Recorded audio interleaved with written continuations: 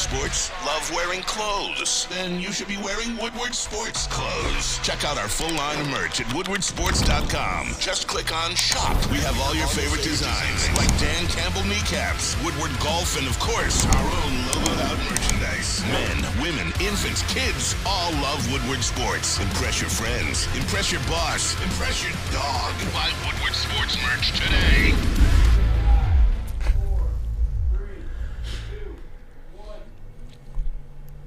Good morning, everybody. Welcome to the Morning Woodward Show here on the Woodward Sports Network. Live, woodwardsports.com. And you're probably watching on YouTube at the moment. If you are, you can like the video and subscribe. If you missed yesterday night's programming, the Detroit Pistons secured the #1 overall pick. And they have the rights now to draft Victor Wembanyama, sending the city into a Yep. I'm sorry. Detroit... San Antonio got the #1 overall pick. Detroit landed the #2 overall pick. So they secured the rights to Brandon Miller or Scoot Henry. Oh, not me. Someone's calling? Sorry. Excuse me. Sorry, guys. Rough day in the news. The Detroit Pistons secured the #3 overall pick last night. And what was a disappointing night, but hey, they still finished with a lottery. Oh. Nope. Sorry, guys. Got it all wrong. Last night, the Detroit Pistons landed the #5 overall pick. The one pick that would have sent us all into a frenzy last night. And it happened.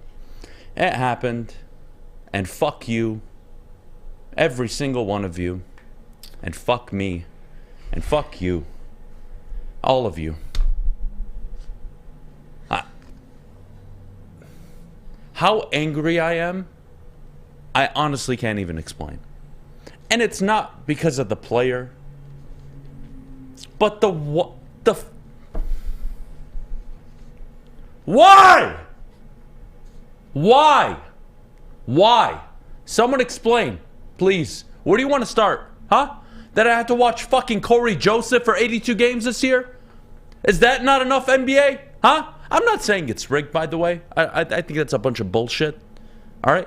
But can we fix something? You subject me and millions of Pistons fans to Dwayne Casey, Corey Joseph, and the whole Killian Hayes saga. And I'm rewarded with the #5 overall pick? That's what I get? Fuck you. Morning, Jeff. Good morning. It was a rough one last night. Had a lot of fun. Thank you for everyone for tuning in to the draft show or the lottery show. But yeah, that's upsetting. I mean, you look at how it panned out. Of course, San Antonio gets #1. Of course, and all they the deserve teams it. You know why they deserve it? Why do they deserve it? Because we didn't. Well, Detroit didn't deserve it. They didn't. You know what's unfortunate? Losing 65 games? Fuck them. This is why the NFL should never, ever, ever, ever go to a lottery system. And I'm glad the NFL is the way they are. You look at the way the lottery's set up. The Pistons dropped 4 spots. Houston dropped 2. That's it. Everybody else stayed the same or moved up. Portland moved up 2 spots. Charlotte moved up 2. San Antonio moved up 2. Here we go. Look. So the team that had to go through the most losing now picks 5. Yeah, this sucks. If I told you, hey guys, be optimistic, Troy Weaver's no. Why is Charlotte getting a top 2 pick? Why? I mean, look, if we want to talk about the NBA being rigged, why Charlotte? Why? So I don't believe it's about rigged or not. I think it's very unlucky. Oh yeah, but very unlucky. You know, we got a whole show for this. I want to ask you what's next with Troy Weaver next. At 9 o'clock, we'll get to Kool-Aid. I want to take calls on this throughout the day. 313-552-6322 will be the number. We'll start taking calls at, 8:30, guys. But like, what are we doing? Like, I want to know. You know what? I want to go back in life. When did the NBA draft lottery start? Anybody know off the top of their head? When did it start last night? Like time? No. When did it start? Like the first year of the lottery. Well, when did that shit start? The first NBA lottery was, it says 2000 and what? 1985. Oh shit. when the New York Knicks won the lottery and took Patrick Ewing. Good for them. So my question is, we're in the year 1984. Yep. Okay? I want to know who the motherfucker was. He probably dead by now, hopefully. Yeah. I want to know whose fucking idea this was. Hey, you know what? It's an 82-game season, and we're going to subject these fans to 15, 18, 20 wins. And the one thing that they can even look forward to, fuck it. We're going to give them no guarantees. We'll just throw some balls around. And we'll pick them. Way to go. Way to go. Imagine the Lions going 0-16. 0-16. And picking 5. And getting the 3rd overall pick and missing on Matthew Stafford. Imagine that. Well, that's the difference. No. That's the... fuck yeah, that's the difference. Because the NFL, the phrase from worst to first is a thing, because if you suck, typically you pick number 1 and you get the best player. It's a different league, though, in terms of you can not even have that top pick and you can rebuild quickly because of free agency, how the cap works, drafting players in the 3rd, 4th, 5th round, and they can become Pro Bowl level players. I mean, it's a whole different dynamic in the NFL. But in the NBA, we got to have a conversation. You know what it'd be like? It'd be like the Bengals not getting Joe Burrow, even though they sucked, but they still ended up picking 3-4, and Joe went somewhere else. The Bengals would continue to suck. Are you aware of what's happening in California? With what? They're trying to get. They are trying to pay back the African American community for everything that happened in the past. So I want to know where mine are, by the way, my restitution. I want my restitution for having to watch Dwayne Casey coach the last 4 fucking years. Where's mine? Okay. No, seriously. 4 years of tanking for this shit? And I'm sorry. Cade Cunningham hasn't proven he can play a whole season, let alone 75-plus games. So I got to wait for that. Jaden Ivey, love the player, is in year 1. I told you before the year started, worst case scenario, this thing is still 4 years away. We'll get into the Troy Weaver, what moves he can make, how you construct this roster, how you get it to be much better, who's the right hire. Is it Monty? Is it Mike Budenholzer? Is it Kevin Ollie? But, just honestly, from the bottom of my heart, I just want to say fuck you, NBA, and fuck the NBA draft lottery. That's how I feel this morning. And I've done a good job all week. I haven't really said fuck, but today seems like a very appropriate day to use it more often than not. I'm not happy.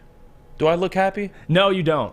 I'm not happy. I'm not happy either. I mean, this is frustrating. I don't even want the Frenchie. Fuck them. But if you're going to punish a team for having the worst record in the NBA, at least don't let them slide past 3. Yeah, that's actually... Fuck's sake! That's the suggestion I wish the NBA, they would change, is if you're the worst team, the lottery system could still be in place, but you can't fall farther than 3. And I'm not just saying that because Scoot Henderson and Brandon, but in general, if you're the worst team in the NBA, the fact that you can fall away to 5, or if you're the second worst, you can fall away to 6, like that, and the percentages are there. There was like a 50% chance that the Pistons would pick 5. Like, that's way too high for a team that sucked that bad. So it's unfortunate. I think what makes this a little better, I know with Cade, you still have to see, but the fact is at least they have... Don't you dare justify anything. No, it's not about justifying. It'd be better if they had Cade. No, they have Cade and Jaden Ivey. Yeah, It'd be like the year we were supposed to get Cade and they fell to 4. Let me put it this way for you. Like that'd be unfortunate. Let me put it this way for you. I don't have to go through the names. And honestly, I wanted to do this a little later on in the show, but I'll give you a small preview. Mm-hmm. Would you like to add a Gary Trent Jr. to this team? Yeah. Maybe a Brook Lopez? Yep. Yeah, fuck it. Is that going to make you feel really good about this team moving forward and what they can be? I mean, they're not going to be contenders, but and they'll be I'll better. get way more into detail later on this, but my point is, had you gotten at least a top 3 pick, Jeff, you're talking about 3 dynamic basketball players for the future, that in 2-3 years, you could have a top 3 roster in the Eastern Conference. And you know what you got? You got nothing. You essentially lost a year. And look, I know Troy can bob and weave and make good trades and find value in the draft. That's great. You have enough value, guys. I think there's probably 6, 7, 8 players on this team that you would love to come off the bench on a contending team. But I don't need any more value guys. I have enough of them. I have Isaiah Stewart. I have Jalen Duren. I have some shooters. I have Isaiah Livers. I've got some players I like to come off the bench. Killian Hayes, even to an extent. Wouldn't mind him coming off the bench. I need motherfuckers on this team. And I'll pose the question later on the show. What trade would you be willing to make? And who would you be willing to get rid of to go secure a top talent like Jaylen Brown? To go secure a Luka Doncic, if ever possible? Like, that's the conversation you need to be having, in my opinion. Because when we get to Troy Weaver next, what the hell's he going to do? What the hell's he going to do with the number 5 overall pick? That is unfortunate. Last year's number 5 was much better because there wasn't a clear 1, 2, or 3. You know, I know Banchero went 1, and boy, he lived up to being the number 1 pick his first year. But you had Chet and questions. You had all these players you're looking around the room. Benedict Mather, you had all these guys. It's like, Shaedon Sharpe fell to 7, I believe, to Portland. There wasn't the consensus like this year. This guy's being compared to LeBron. Damn it, if you look up the Google numbers, Detroit is responsible for the most watched French porn in the last 6 months. And they didn't even reward you for that. What do we got to do? What? Did we fuck up? Did we only watch straight porn? What's the problem? Did we need more bi? Did we? What do we need? Gay porn more? Tell me, I'll watch it. No, definitely. What do I have to do no, not that. to get a fucking top pick? What do I have to do? Tell me. San Antonio, unbelievable. They get David Robinson. 10 years later, they get Tim Duncan. And 25 years later, fuck you, we're going to give you Victor Wembanyama, who's being compared to LeBron James and Kareem Abdul-Jabbar. As a prospect, yeah. It's crazy.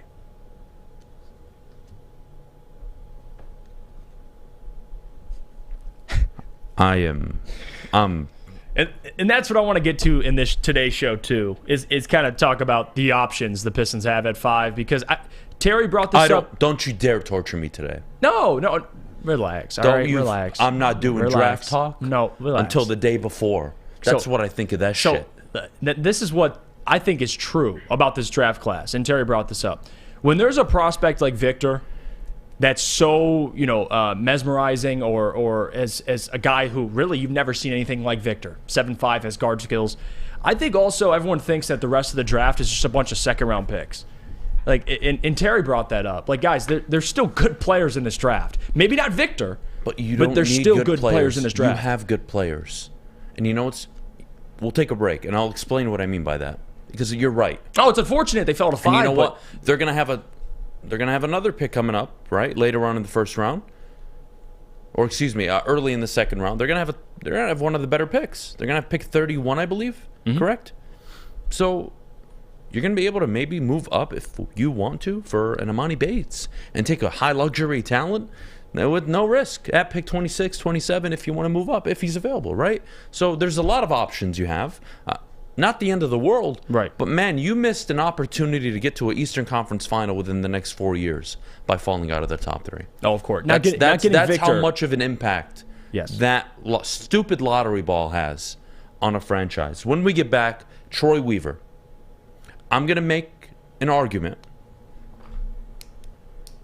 of what I think he should do and what I think he can't do. And you're going to have to be the voice of reason and tell me yeah or no, and you tell me why. Because the truth is, this morning, you are further away than you were the night before the stupid NBA draft lottery. You are now further away. It's frustrating. Next, we'll talk about Troy Weaver. But before we do, Jeff, our good friends over at Big Boy. Let me tell you about them. Strawberry Fest is back at Big Boy. Try classic breakfast items like some strawberry hotcakes or red velvet waffles. But if you're not feeling breakfast as well, you can eat your feelings away after watching that lottery last night and try the strawberry bacon chicken wrap or cool off with a refreshing summer splash salad. Don't forget to grab dessert as well. Berry delicious classic strawberry pie, deep fried vanilla Oreos, or strawberry hot fudge cake and more at Big Boy. How would you like to win not one, but 2 vehicles of your choice? One for you and one for your wife, your girlfriend, or your best bud. Get to Lady Jane's today for an award-winning haircut and automatically enter for your chance to win. Courtesy of Les Stanford Buick GMC of Ferndale. Lady Jane's, open 7 days a week, walk in anytime. It's wicked awesome. Since the dawn of moving people, Chevrolet has led the way. The world of transportation is changing. At Feldman Chevrolet, we are leading the charge forward. With every electric vehicle, every mile traveled, one Feldman at a time. The company that puts more Chevys on Michigan roads is now the #1 name for Chevy electric vehicles. We are the network for Detroit by Detroiters. Welcome to the Woodward Sports Network. Welcome back to the Morning Woodward Show at woodwardsports.com. If you're watching on the website, check out the articles covering everything that happened last night if you're willing to, relive that over and over again. And if you're watching on YouTube, like and subscribe. If you're listening wherever you listen to your podcast, please download this episode and leave a 5-star review because it's all that will keep Jeff and Adam going right now. Honestly, I've never had a lower point in my life up until now, and I've seen some shit. I've seen 0-16, but you know what? Honestly, I think the sports gods just said, why are the Detroit Lions good? All right, fine, we'll give them that. Let's go fuck them over here. Let's have them fall from the 1st pick to the 5th pick. That'll balance it out. Thanks, sports gods. You're doing a hell of a job out here. Anyways, Troy Weaver. Jeff, I want to have a conversation about Troy and what he can do. I'm not talking about the pick here. Okay. I don't give a shit about the pick. Okay. What I want to talk about is how you're going to build around this roster, how you're going to build around your, quote, future star players, and how you're going to put a contender together. So, you're Troy Weaver today, and my friend, we're at the auction. And I'm going to sell you on a few players. You tell me yes or no, you're not going to bid, or you are going to bid for them. Are you ready to play this game, sir? I'm so ready. All right, first overall, you have your first option, sir, of acquiring Russell Westbrook. Does that interest you at all? No. Oh. No, I'm okay. Oh, what about Kyrie Irving? No. D'Angelo Russell? No. Oh. No, I'm okay. But Kevin Love? You said Kevin Love? Kevin Love? No. I mean, No. No. It's a lot of no's. Nikola Vucevic? Role player. No. Harrison Barnes can't shoot a fucking 3, but hey, why not? I wouldn't mind it, but he's not moving the needle. I mean, he'd be a decent role player. Not getting your dick hard, huh? Just answer the question today. No, not to be he's specific. not. No, All Harrison right, Barnes very is good. not. No, what he about doesn't. Jeremy Grant, former Piston himself? Right? It only cost you about $30 million. Well, at $30 million, no. At 25? Can I get 20? Maybe I can start thinking about it. But no. Karis not at 30. LeVert, huh? Karis What about LeVert. Will Barton, Christian Wood, Brooke Lopez, Kelly Oubre, Josh Richardson? How about we go get the guy that's going to be fucking in China in the next 3 months, Dylan Brooks? Those are your options, Detroit. What happened to the southern accent that you started with? Honestly, I don't know. I kind of just, it's a lot of effort. Was it good? No, it was Okay, good. You're like half in it, half Yeah, out I of it. wasn't committed. And you were talking way too slow for the bit. Yeah, I was like frustrated. The auctioneers talk way faster than that. Yeah, well, I can't do that. 25, I can't do that. You're totally good at it. No, absolutely not. I'll lose my train of thought. But you're Troy Weaver now. That's your reality. You have all this money that I keep hearing about, and there's nothing. And the way you use that money is with a sign and trade for a fucking star player. And that means one of Cade or Ivy are going to have to move. If you want to make that decision on a Jaylen Brown, you want to make that decision on a potential Luka Doncic trade, which I don't think anybody can honestly even trade for. Really, No, that's not happening. there's even if you had the 2nd overall pick, I don't think you can give up the 2nd, one of Cade or Ivy, and 3 futures. It does not matter. That's how good Luka is. So what do you do, Troy? You tell me. Because you have the money, you can't spend it on anybody good. And if you want to talk to me about adding star players, it's not going to happen in free agency. And the star players you have are in the backcourt, and they need 3-4 more years to turn into star players. Because they're not like Luka where they walk in and they're the star of the league. They're not showing the signs of a Ja Morant year 2, year 3. And maybe this year, and again, it's all dependent. If Cade goes out and averages 21, 7, and 7, I think you got a star year 4 on your hands. I think that's fair to say. If you can be healthy. Yeah. If Ivy improves this year and gives you 18, 6, and 5, with a better three-point shot and a more developed mid-range game like we saw down the stretch in the second half of the season, I can buy into him being a star 2-3 years from that point. But Steph Curry took 6-7 years. Giannis took 6-7 years. All these guys take 4, 5, 6, 7 years. But then some players don't. It just depends. But these guys, one's going into year 3, the other into year 2. I don't expect Ivy to be not an accomplished, but a polished scorer, which is what he needs to be eventually. Because I know he can run the pick and roll. Right. I know he can handle. Right. I know he can attack the basket. I think Cade will hit that star level quicker. He's a Absolutely. number I would one agree overall with- pick. if he's healthy, though. Yeah, of course, yeah. He's a number 1 overall pick. He should be a star within the next year. That's to me what you're waiting on. Yep. But that means you're telling me it's probably going to be 26 to 33 wins for the next 2 years. Well, hold on. And what are Hold you on. going to do in free agency that's going to change my mind on that? And who's the coach you're going to hire? That's the thing too. Is who do they hire at head coach? Because it's funny, the Houston Rockets, the owner pitched Victor Wembanyama to Ime Udoka, and they fell in the draft anyway. So it didn't even matter. The Pistons, you got to figure out who you're going to hire as head coach.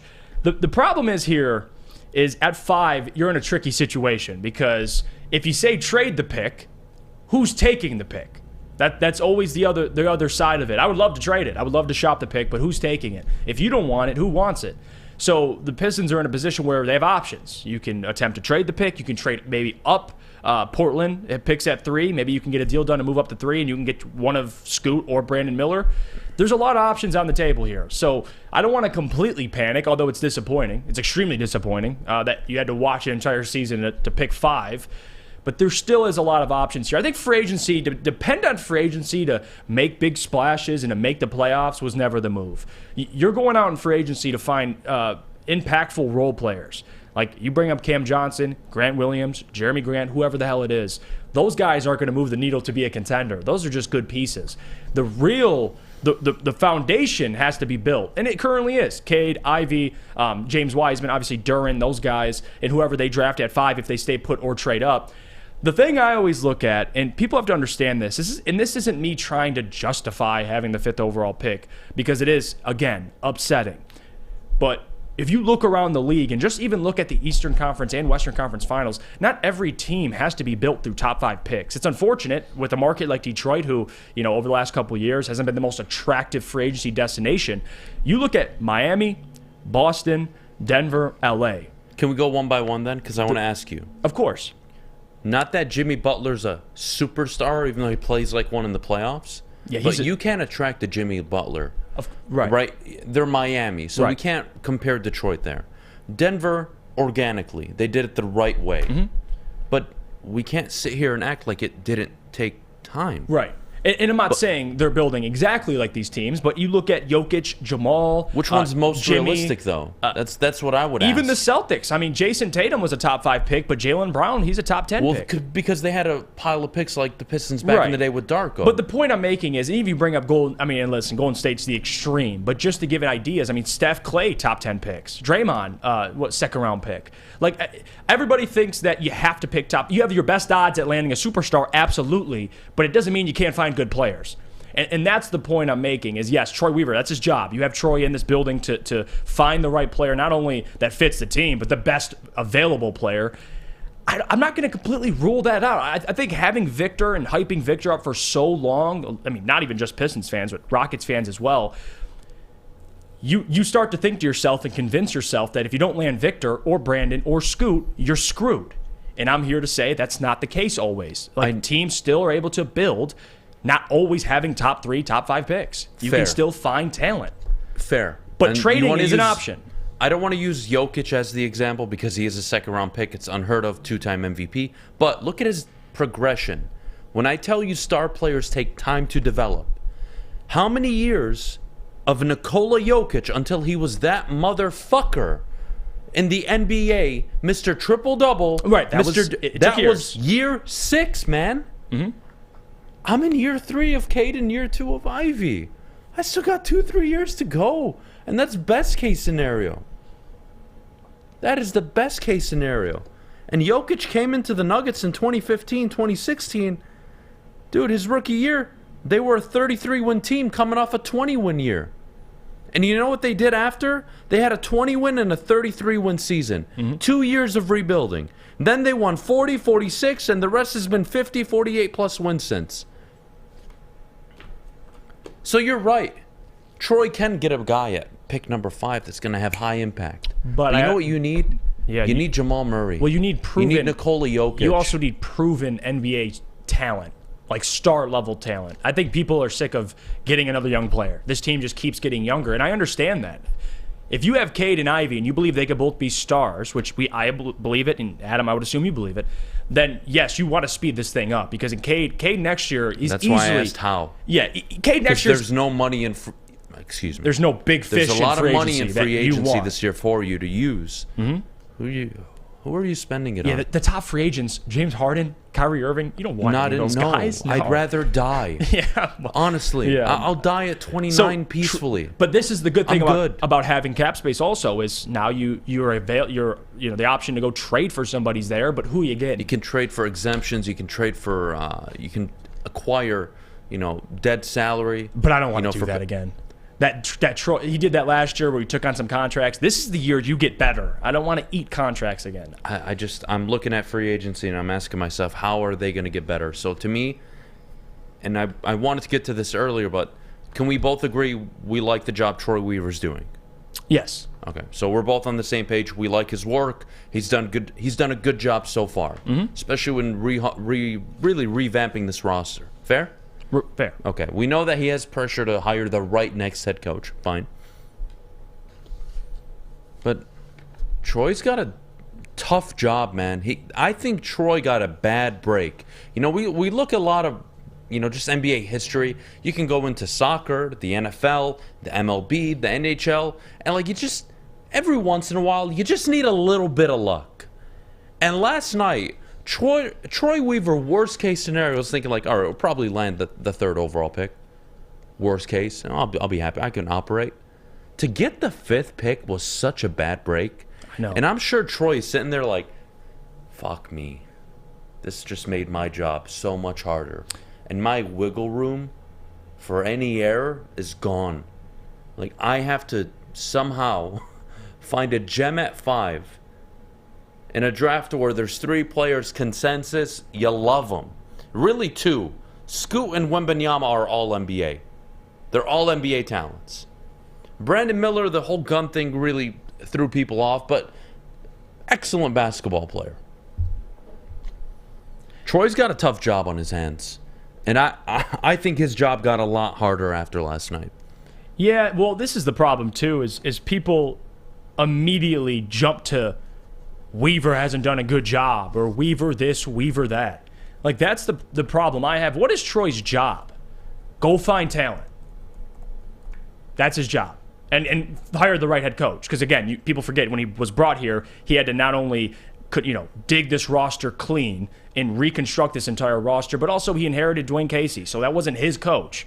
So now he gets to hire his coach. But people say, he's doing a terrible job. What has he proven? Well, you like Cade? I'm assuming you don't then. You like Ivy? Assuming you don't as well. That's the problem I have is he hasn't done a good job acquiring talent. That's his job. Jalen Duren, you like him? James Wiseman looked pretty good last year.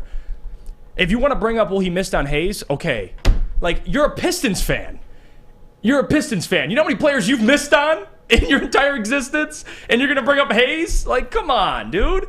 I get you guys are frustrated, but to come out and go at Troy Weaver like that, man, it's all his fault, even though you have a pretty good young core of players, it's idiotic. Yeah, but you know what? That's the problem I have. Yes, it's frustrating they've been losing.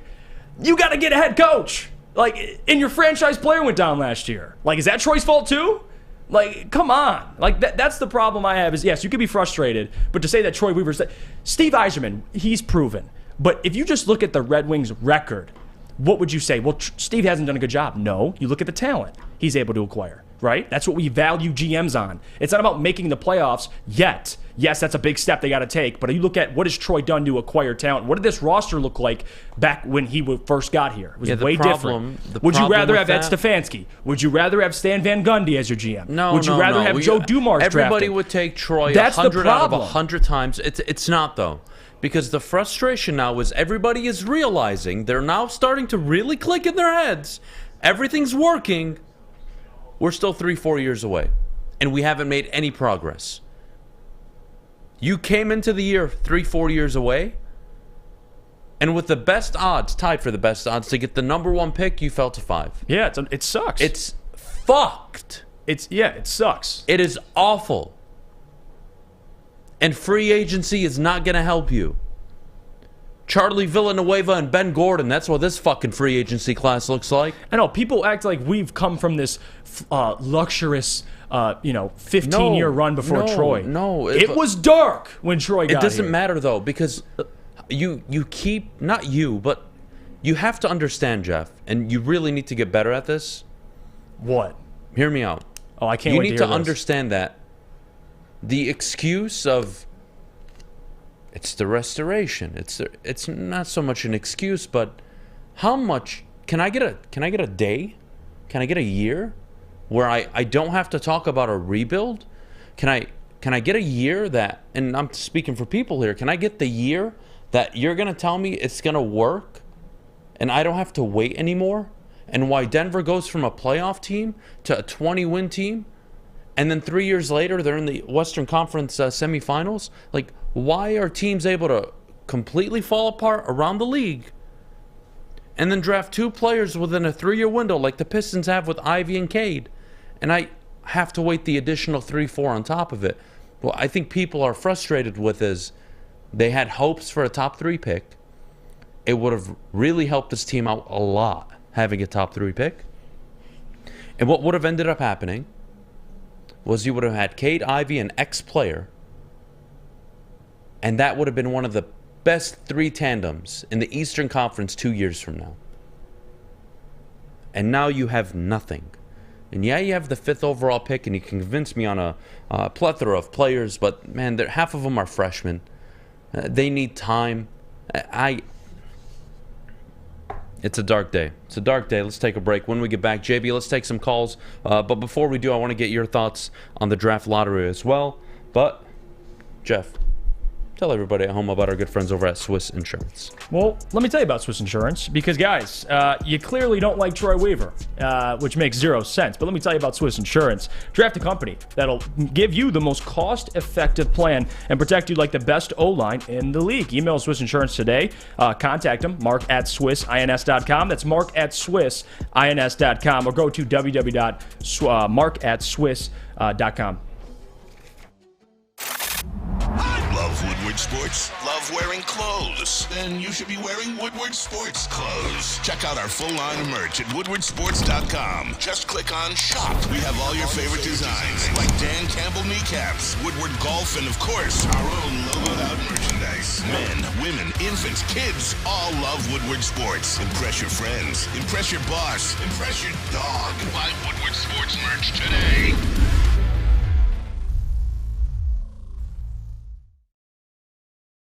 By now you know me, Christina Gennari, as the obvious choice in real estate. And you know my website, soldchristina.com, as your #1 resource for buying or selling your home. Myself, along with my amazing staff, pride ourselves on making your home buying and selling experience a relaxing and easy one. Come see why we are the obvious choice. Christina Gennari at soldchristina.com, the obvious choice in real estate.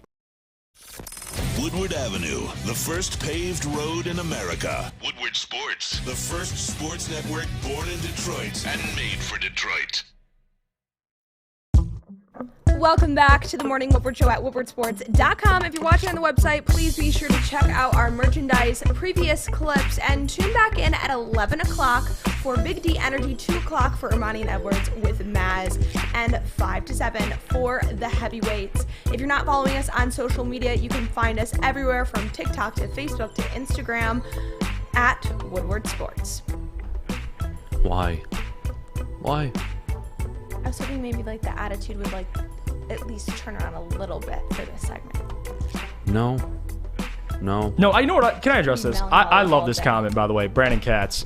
He gets the trophy for today. Troy Weaver has had top 5 picks 3 straight years. He's had a very easy job. Well, Brandon, let me explain something to you. Okay, when you pick top 5 consecutive years, yes, your job is easier, but it's not easy. Teams still consistently miss on picks. Trust the process, correct? Go back and look at those draft picks. This is what frustrates me, right? When people say, well, Jaden Ivey was an easy pick. Was it? I mean, not according to this network and the Detroit Free Press. This is hindsight's always 20/20, right? Like Cade, yeah, easy pick. At the time, it was Jalen Green, it was Cade Cunningham. That was the debate. Cade went number 1. We all thought he was the better overall player, but come on, dude. He gets no credit if he gets it right, but he gets all the blame if he gets it wrong. I don't know. I don't see it that way. I don't see it that way either. If you hit on a draft pick, you get credit for it. If you don't, you get blamed for it. That's how it works. I don't care about hitting on draft picks. Can they win games? That's important. That to me is the biggest takeaway from last night. I'm so glad you brought that up. Last year, for people that say, "Oh, they won 17 games last year. Where's the progress?" Did you watch a single game last year? Am I crazy? Am I the only one who watched the Pistons season last year? I mean, I hope you're referring to the garbage we had to watch on top of the player progression that we did see in the second half of the season. All the injuries. Cade's out for the season, but they're going to still say, well, 17 wins. That was your core. The context matters. The Nuggets and all these teams turning it around, go find me a team where your number 1 overall pick, essentially your franchise, gets hurt 7 games into the year. It's going to make things more complicated. I know people are frustrated. They have won, though? But 6? This is the difference, though. You can be frustrated, but you don't have to slam the panic button. This rebuild is completely garbage and we have no future. That's the I'm not going there. I think that's it's how people frustrating. Yes, that you have the 5th pick. You wanted Victor. You wanted Scoot. You wanted Brandon. But to turn around and look at this rebuild and say, man, Troy's doing a terrible job. What are you seeing that I'm not? It's not about Troy doing a terrible job, Jeff. It's about people are asking, how much longer do I have to wait? And this is what I was referring to earlier when I told you about this. How much longer do people have to wait? How much longer? Well, you wait until you have resources, which they do. And they have can't money. Use them because we just went over this. No, they can use them. There's not all the players we want available, but this team can still improve. They can be a play-in team next year. They can make the playoffs next year. So if they make the play-in and they fight and make, let's say, an 8 seed, or they compete in the play-in, would you accept that next year? I would. I mean, of course I would accept it, but is it realistic given you're going to bring in a new coach, okay, who I hope is the right coach, and you are making that projection based off of, to me, if they're a play-in team, that means Cade's 23, 6, and 7 a night, and which Ivy's he easily will get. And Ivy's pushing 19, 20 points a night. Which is about and you have 2 two points young better. Future all-stars that can be stars in the future. But, yeah, I don't know, man. I want to hear from the people. But before we do, JB, Pistons shoulda, coulda, woulda, whatever you want to put it. How do you feel this morning? Now that I've had some time to fully really think about everything, of course I'm still upset. But I don't know what I'm upset more about. Where the Pistons are picking or how broken this NBA draft system truly is. But this is going to take a minute to really figure out what the Pistons' next move is. Because I don't think picking 5th is going to be an option. As you said, Adam, I don't know who you can trade with or who is willing to trade for this 5th pick. But I don't think this is something the Pistons truly need. I want to kill myself. Honestly. That's how I feel this morning. Awful. Yeah, I think it's fair. You could be upset. It's not about being upset. Again, Then what is it? What do you mean? It's not about being upset. How much longer, right? Look, now, this is not a shot at Dwayne Casey, all right? He walked in, the whole Blake Griffin trading stuff, they won 41 games, and it's been garbage since. But 4 years of watching 20-win seasons. Mm-hmm.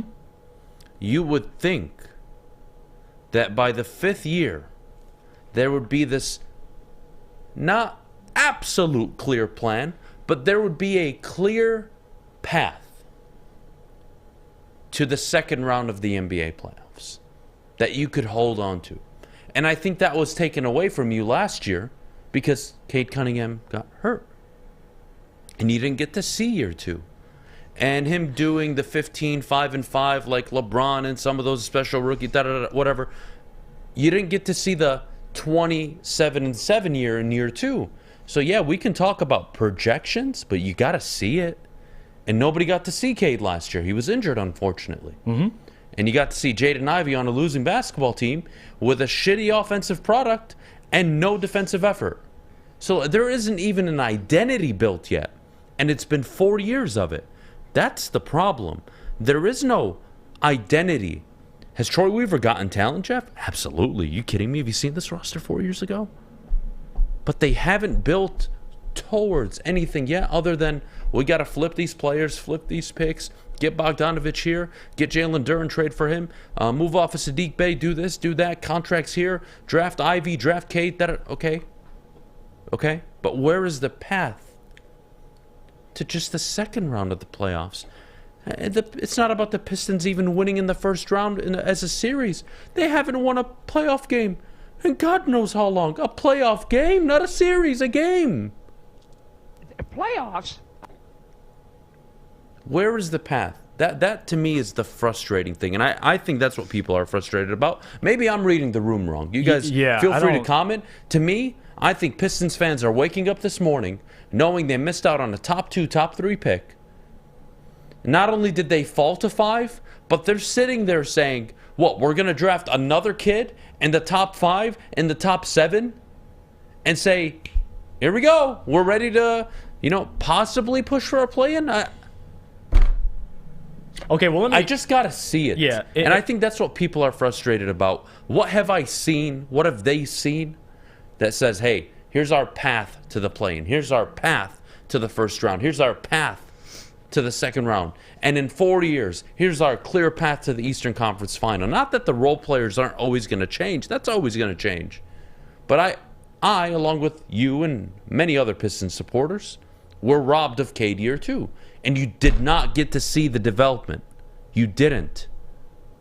Whether he was really good when he was on the court or not, you didn't see a full season of it. That matters. So, yeah, I think people are waking up confused, dude. Yeah, well, I'll tell you my perspective as a Pistons fan. I've had to watch my entire lifetime, right through 2000 to 2010, a stretch of being in the playoffs, winning an NBA championship. Now, from 2010 to now currently, or before Troy Weaver, I had to see mediocrity. I had to see teams that were capped out. I had to see teams that had no ceiling, or had a ceiling, excuse me. That's the frustrating part. Like, even the Blake Griffin, Andre Drummond team, when they drafted Andre, they had Reggie Jackson, Tobias Harris. Like, those teams were capped out. You knew where they were going. First round, exit. This is the first time I can say that you actually have a core of players that are going to be damn good. Ivy and Cade are better than what you have in the last 20 years. So, like, is that not a good thing? Like, we talk about direction, right? That's on the coach. I agree think that's with you. optimistic, though. No, it's not. It's not. If you look at this roster currently as constructed, you look at Jaden Ivey, Cade Cunningham, Jalen Duren, and you have another top 5 pick. That's more positive. At least there's more upside there than you've seen in the last 15 years. That's the key word. 12, 13 years. Good. Don't say it is right now because it isn't. But no, it's 100%. It's about there's a ton of upside with these guys. That's the way I'm looking at it. This team, we can go back to making the playoffs and losing in the first round. That's fine. I would rather wait. You build the team the right way. You have Cade, you have Jaden, and you're going to continue to add players. The identity is on the coach. Like, when you bring up, this team doesn't have an identity. Yeah, that's on the coach, offensively, defensively. You want to see those things. I know what Troy's building, a dynamic backcourt, Cade and Ivy. You get Jalen Duren, your future big. Right, we'll see what James Wiseman. So then you'll be a 45-win team in 3 to 4 years. But when people bring up they don't have an identity, like, they don't, though. On the court, they don't. On the court, they don't. 100%. But don't act like Troy hasn't at least have an image of how he wants to build the team. Troy Weaver has done a hell of a job going from Svi to what he has now. Of course. I mean, there's Luke no Kennard, debating. Stanley Johnson. There's no debating the talent shift, okay? It's a much more talented, up-and-coming team. But, dude, I'm sorry. It feels and it looks like it's 3 years away, best case scenario, and worst case 4 to 5. I think that's the frustration.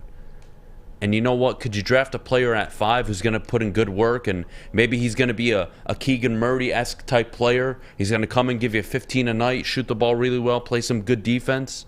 Okay. Where's my star players? Oh, wait, they're Cade and Ivy, which I'm projecting to be star players. They aren't yet. They're not even all-star players yet. And my number 1 overall pick has struggled with injuries so far, and that doesn't... Again, it's all projection. That's the frustration. Is I know next year. That's unfortunate. I mean, projection is all you have right now. That's the frustrating part. Ivy can't be a star year 1. I'm sorry, guys.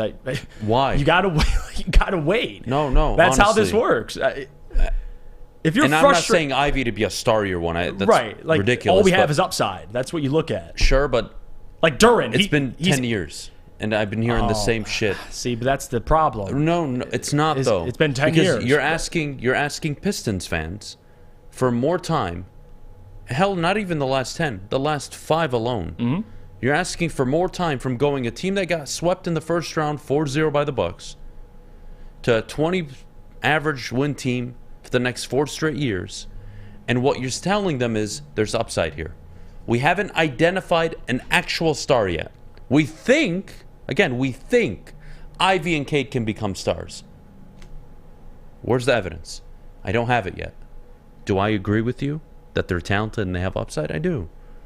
But what you and I are doing, projecting that, takes time. And Pistons fans, it's their right to ask when, what's the path, and where is it now? I know it's shitty. Yeah, it doesn't. I know it's shitty. Don't get me wrong. Yeah, I'm not saying it's entirely correct, but they have a point to be frustrated when if Cade Cunningham gets hurt again this year. Do you not understand how fucked the Pistons are? If Jaden Ivey regresses as a shooter, and we always talk about optimism and the upside, what if it doesn't go right?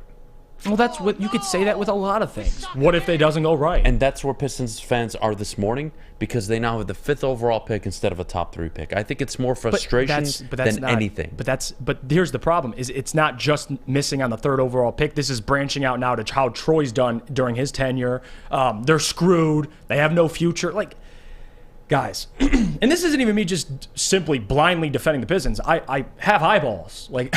True or false? Everybody else has eyeballs. We've seen what Troy's done over the last couple of years. Fact or the fiction? wins aren't there, but you can't deny this team as a core is much better than we've seen over the last 12 years. Fact or fiction? Okay, tell me. This talent that Troy Weaver has assembled is much better than it was 5 years ago when they made the playoffs. Would you agree? Oh, yeah. 10, 12 years ago. Okay. Great. We'll go I would agree. farther than that. Would you, fact or fiction, Troy Weaver has won most of the trades and hit on most of his draft picks? Fact or fiction? Yes. Okay. He's fleeced consistently, and in draft picks, he's hit on most of them. Great. But fire him, right? Fact or fiction, the Pistons are going to be able to contend for a play-in this year. Right. Based on the information you have right now, which is you have an injury-prone number 1 overall pick who we all love and hope to see flourish in year 3. Regardless, they should contend for the play-in. I don't know how they get 15, 20, 30 wins better. I don't. Okay, well, you said 15 wins better. I mean, what was the play-in this year? 34 and 48? So think about this. That's 17 wins better, I think. So think about this. How many more wins would Cade's 23-7-7 add? 5. Okay. Under Dwayne Casey last year, I think they win 23 games. Now we get to who they hire as head coach. I don't know that yet. So there you go. So to say they won't make the play-in or they won't contend, it's the expectation should be to contend for the play-in. So that doesn't change whoever they hire. Kevin Ali, doesn't matter. They have to contend for the play-in. What if I told you this, and we got to go to break, but what if I told you that Cade goes for 22-7-7, year 3, plays 71 games, misses 11, it's fine, whatever, happens. Misses 11 games, plays 71 games, 23-7-7. Ivy gives you 19, 4, and 6. But he got better in the mid-range. He shot 38% from 3, and his free throw percentage went up 6-7 points. If that happens, Jeff, I can see the path. I don't care how many games they win. If these guys can show me that they can be all-star caliber players, excuse me, I think then you can talk about a play-in, a 7-6 seed. Especially, hopefully, with a really good head coach in charge. And then you can build around this roster however you want to construct it. Troy hasn't constructed a playoff roster yet. He hasn't constructed a winning roster. That's a fact. So it is wait till you see it, but it sucks, man. It sucks. Let's take a break. When we get back, I do want to take callers, so we'll get to all of you. Thank you for being patient. Please call in, by the way. If you feel, however you feel, call in. I want to talk to you. I can't wait to hear this. Please call in. Coming up next, we'll take callers for the next 10 minutes. Top of the hour, Kool-Aid joining us, give his thoughts and reactions. But before we do, I got to tell you about my good friends over at Planet Fitness. If you're between the ages of 14 and 19, get your asses off of the couch. You head over to Planet Fitness. Workout free all summer long up until August 31st in North America. So whether you're in Canada or in the United States of America, which is a better option for you in my opinion, get to any Planet Fitness near you. You'll be able to work out for free. And if you're not a teenager, you're not a high schooler, well, tough shit, bro. $10 a month. It's all it costs. Your fitness is essential. We'll be right back. At work and at home, we're there with smarter security solutions. Featuring complete automation with customized alerts and more. For over 90 years, we've been the company that's been counted on to protect what matters most, all with personalized service and care. Right now, for a limited time, receive a free video device plus free installation with a new home system. Guardian Alarm. We protect Michigan.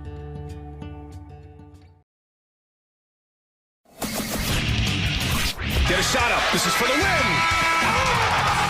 All of Detroit's sports teams live on Woodward. All of Detroit's sports coverage lives on Woodward Sports. Driving the best in Detroit sports coverage. Welcome back to the morning Woodward show at woodwardsports.com. If you are tuning in, this is the funeral service for the Detroit Pistons based off of last night's events. And if you're sticking around, please be sure to follow us at Woodward Sports on all social media. And now back to Adam and Jeff lamenting on the very sad state of the Detroit Pistons. Let's go to the people. JB, who do we got? All right, I will send you guys Mr. Detroit. Mr. Detroit, I hope you're having a much better morning than I am. Take us through it, buddy. How you feeling? What do you think about what happened? And what do you think about me and Jeff arguing over where this team is going? Good morning, guys. I'd be lying if I said I was having a good morning, but talking through it definitely makes it better. So appreciate the call. And shout out to Jeff and Kool-Aid and the whole crew last night. That was awesome to watch. I did stick around after the fifth pick was made and watched your reactions. Uncle T was quite the jokester last night, so that was fun to keep it light. So anyway, getting into it, first and foremost, obviously sucks to not get Victor, but I was actually pretty high on Scoot, and I listened to the morning show yesterday, and kind of going back and forth on the fit with Scoot, and we don't spend too much time on this because it's not reality, but the reason that I was in on Scoot was we really don't know the fit between Ivy and Cade. Unfortunately, Cade got hurt all last year. Makes Ivy look better, but now we're going to have to adjust to it, identity where they're going to have to coexist in the backcourt, and it's going to have to be progressively better. And on top of that, you're going to have to throw a new coach inside the mix and figure out what his schemes are. So This is going to be a big uphill battle for the Pistons. I think they have no choice but to trade out of the number 5 pick. But there is somewhat of an underlying, not even a silver lining, the opposite of whatever that would be. So because of the Jalen Duren trade with New York, Detroit's first-round pick next year is really interesting. Our first-round pick next year, if it drops 1 to 18, we own it. However, if it drops 19 to 30, it goes to New York. Right. So if we're talking about pushing for a play-in game, right, let's say we end up being 16th, 17th overall, 18th, 19th, whoever it might be, you're possibly playing yourself into a play-in, which means you're probably going to get bounced in the first round. You're probably going to have a mid-lottery pick, and even if you get the mid-lottery pick, you might be forfeiting that to New York. So are we in a situation here where we're like, okay, we're ready to compete, let's trade the 5th pick, let's go get a star, and maybe still fall short, and then we're forfeiting our pick next year? Same thing applies to 2025, 1 to 13, 14 to 30 goes to New York. So, the Duren thing was awesome. unfortunately it does come with kind of this underlying future implications. So I want to keep that in mind as we're talking about pushing for the play-in and how that possibly affects even having a first-round draft pick next year, which we certainly need. Going on to Troy Weaver, and I'll end here. I do have pushback on Troy Weaver, Jeff, and the reason why is I'll give you an example. Tyrese Maxey. Would you rather have Tyrese Maxey or Killian Hayes? Would you rather have Tyrese Maxey or Sadiq Bey? Would you rather have Tyrese Maxey or Isaiah Stewart? Tyrese Maxey was available, I believe, for all three of those picks. How about Tyrese Halliburton? Look what the Sacramento Kings just did. He is an all-star. They still had the balls to trade him. They got the bonus. They got better. They went from being one of the worst teams in the league to the third seed in the Western Conference.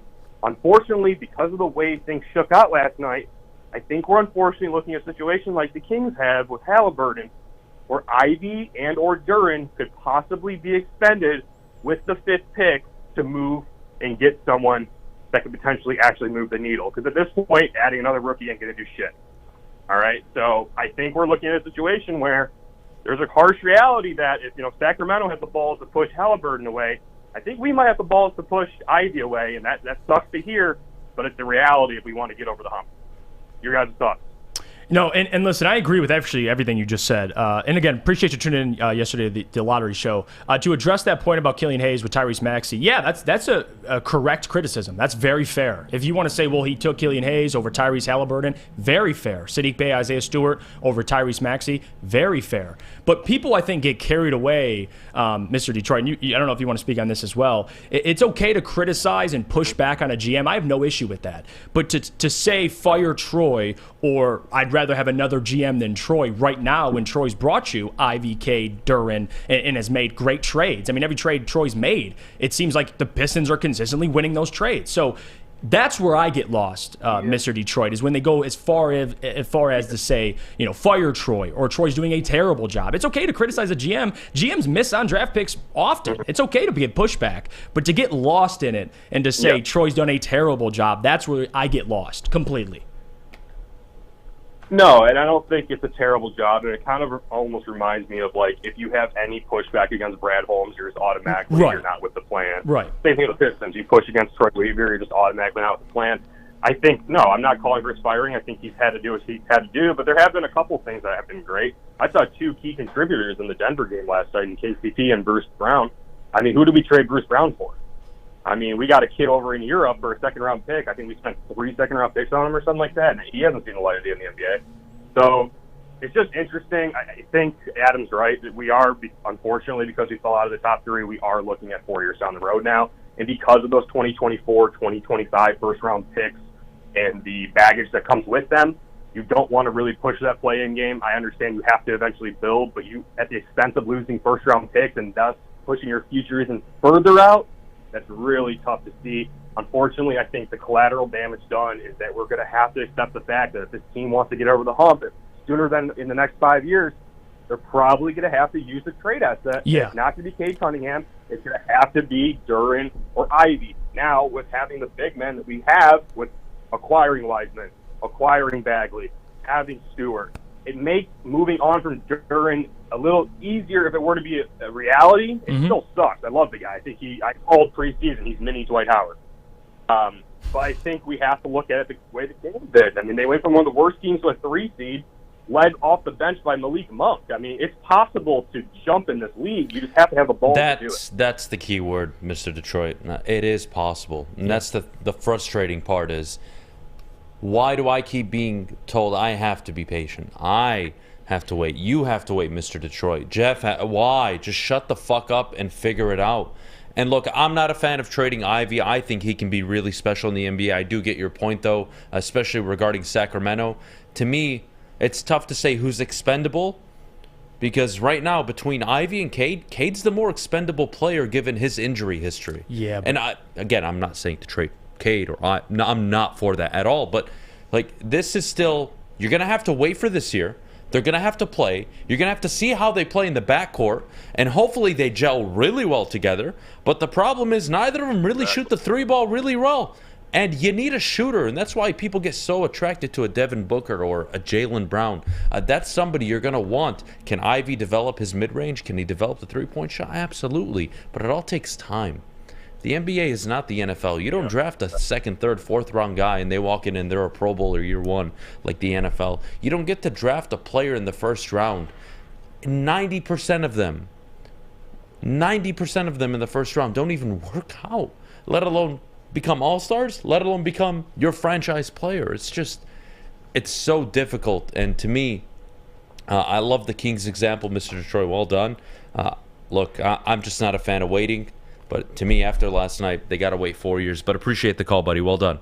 I appreciate it, guys. Thanks again. Yep. Appreciate you. I do want to take a break. When we get back, we'll continue on with callers. So everybody that's on. That was a great hang call, on. by the way. Oh, Great excellent. call. We'll take a break. We'll get to callers. But before we do, I got to tell you about my good friends over at Cousins Maine Lobster. Sign up. What am I saying sign up for? Scan the QR code. Freaking idiots. Scan the QR code. Go to cousinsmainelobster.com. Find out where their food trucks are going to be. You'll thank me later. Try their delicious lobster tacos, clam chowder soup, and my goodness, a side of tots. You'll thank me later. If you're on that wife/girlfriend/boyfriend/husband diet where your significant other is pressuring you, just get lobster tacos and sneak in the side on the stuff, and you can cheat on your stuff later. All right? Anyways, cousinsmainlobster.com. We'll be right back taking more callers. Big Boy Strawberry Fest has officially arrived, and we're here to show you the very best flavors of the season. Satisfy your sweet tooth with our deep-fried vanilla Oreos, strawberry hot fudge cake, and a slice of our classic strawberry pie. But that's not all. Cool off on a refreshing summer splash salad, or savor the flavors of our chicken Caesar wrap and strawberry bacon chicken wrap. And for breakfast lovers, don't miss out on our strawberry hotcakes or our mouth-watering red velvet waffle. Strawberry Fest is something for everyone. Celebrate the sweet season with us at Big Boy. We don't like to brag that we are the toughest sports network in Detroit, but we do have a guy named Darren McCarty on our side. Lemieux and McCarty, who've had a good knockdown drag up. There they go, right on the whistle. They were talking to one another. Woodward Sports. Oh! That's how I feel. What are we supposed to do, huh? We'll continue with the callers. You guys call and try to talk some sense into me and Jeff. I'm very depressed. I think this is more heartbreaking than when I had my first breakup back in high school. I think this is definitely worse. I'm more mature now, where I can really feel the pain. Back then, I just thought the world was over like a dumb fuck, you know? Today, very, very hurt. JB, who do we got on the line? All right, I will send you guys Eric. All right, Eric, you're on the morning show. What do you got for us, buddy? What up, though, guys? What's up, man? Hey, man, I'm 43, and I'm a diehard Detroit fan. Pistons, Lions, Tigers, Red Wings, I ride with my teams. But at the same time, last night, maybe I'm indifferent. Because I never thought we was going to get a top 3 pick. Because I saw it last year. We failed to 5 last year. And if we want to blame anybody, blame the stupid 76ers and the Cleveland Cavaliers for having so many first picks in the draft in the 2000s, period. Where to trust the process. The Sixers, they the one messed up the draft lottery. And the 14%, that's not good for 17 games. And I refuse next year to watch a season like I watched this year. It was heartbreaking. It was like you couldn't even get no enjoyment of watching this team. And I do have concerns about Troy Weaver. I ain't saying fire him, but I don't know if it's Tom Gorse or it's Troy Weaver. But Dwayne Casey stayed too long. And to have a philosophy last year where I'm seeing them put up 42, 45 threes a game when you don't even have shooters like that, that's just idiotic. Now, I think Troy is taking his time on this head coach because he know he has to nail it.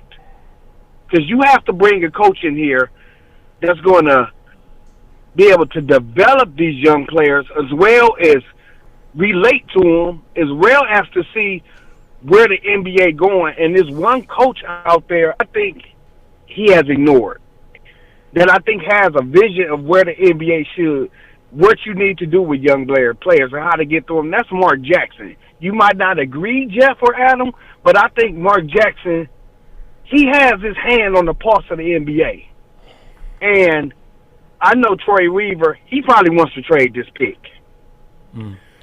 He probably wants to trade this pick. And it just feel like, to me, the NBA was saying to us, we don't care what y'all did. We don't care if y'all won 17 games. We don't care if y'all tried.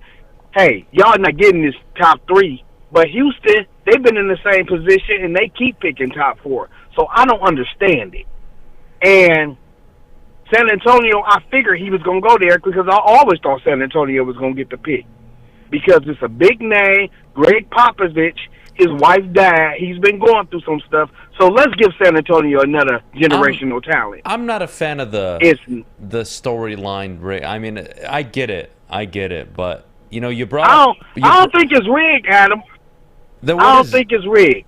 I just thought that it's not. Man, Detroit got the worst luck. The Pistons, period. We got K. We was happy. I didn't even get excited about Beydoun. I didn't, because it was just like I just never felt he was going. I just never thought we was going to get him. Well, look, I'll say we this never about get Mark players Jackson. like that. I agree with you. That's true. The coaching hire right now is probably the most important decision, more than the roster, more than free agency, more than this potential draft pick. Getting the coach right is so important. You brought up Mark Jackson. He last coached in, what, 2014-15 or 13-14, one of those years. And I think it's stupid that Mark Jackson hasn't gotten a job since he left Golden State. They moved on from him for Steve Kerr. But I'm not stupid. I know what happened behind the scenes, and I know it's stupid, and it's, you know, not the best reason to keep a guy out of a job, but you know, if the players weren't comfortable in the locker room because of, you know, the things he said, or, you know, the religious aspect that he brought in, you know, not that it doesn't play a game, because, you know, I think we've all played ball, at least in high school, to understand that, you know, before a game, we used to say prayer for, you know, every religion. It didn't matter. We didn't care. There was always a prayer before the football game, before the basketball game, whether you were praying to Jesus or whoever. Well, it didn't matter. So I get it, but like, to me, Mark Jackson, I just think he's gotten a bad rap, but he also didn't do himself any favors. I wouldn't go for him. That's a tough one for me. I agree with you on identity, though. I appreciate the call, Eric. Well done, buddy. Yep, thanks, Eric. Thank you. You know, I hey, one more him. question, Jeff. What's going on? What do you think? Who is your best prospect if we do stay at 5? Well, if we stay at 5, 2 players that I like, but again, I'm with you. I mean, I would at least try to shop the pick. Jarris Walker, I like a lot, and Cam Whitmore. I mean, but again, it's not Brandon Miller, Scooter Victor. I don't want to talk about draft picks. But they're still pretty good players. Don't do it. They need wins, Eric. They do. They need wins. I'd rather trade. I'm with you. Thanks Swing for the call. for Jaylen Brown. I don't care how you try to get him. I'm with you. You're welcome. Y'all guys have a great day. You too, buddy. You too. I'm glad he brought up last year. You know, I'm not the only fucking crazy one here. What you watched on the basketball court was unacceptable. It's not that Dwayne Casey's a bad guy.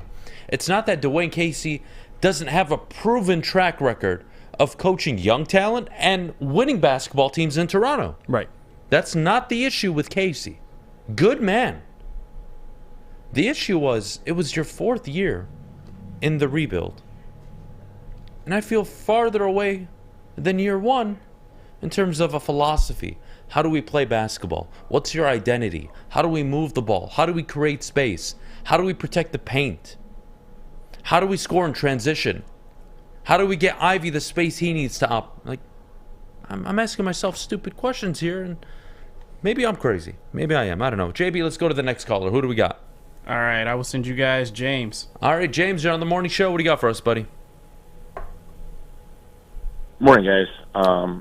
I'm not in a space to cheer you up, Adam. I'm kind of like F this frickin' NBA lottery.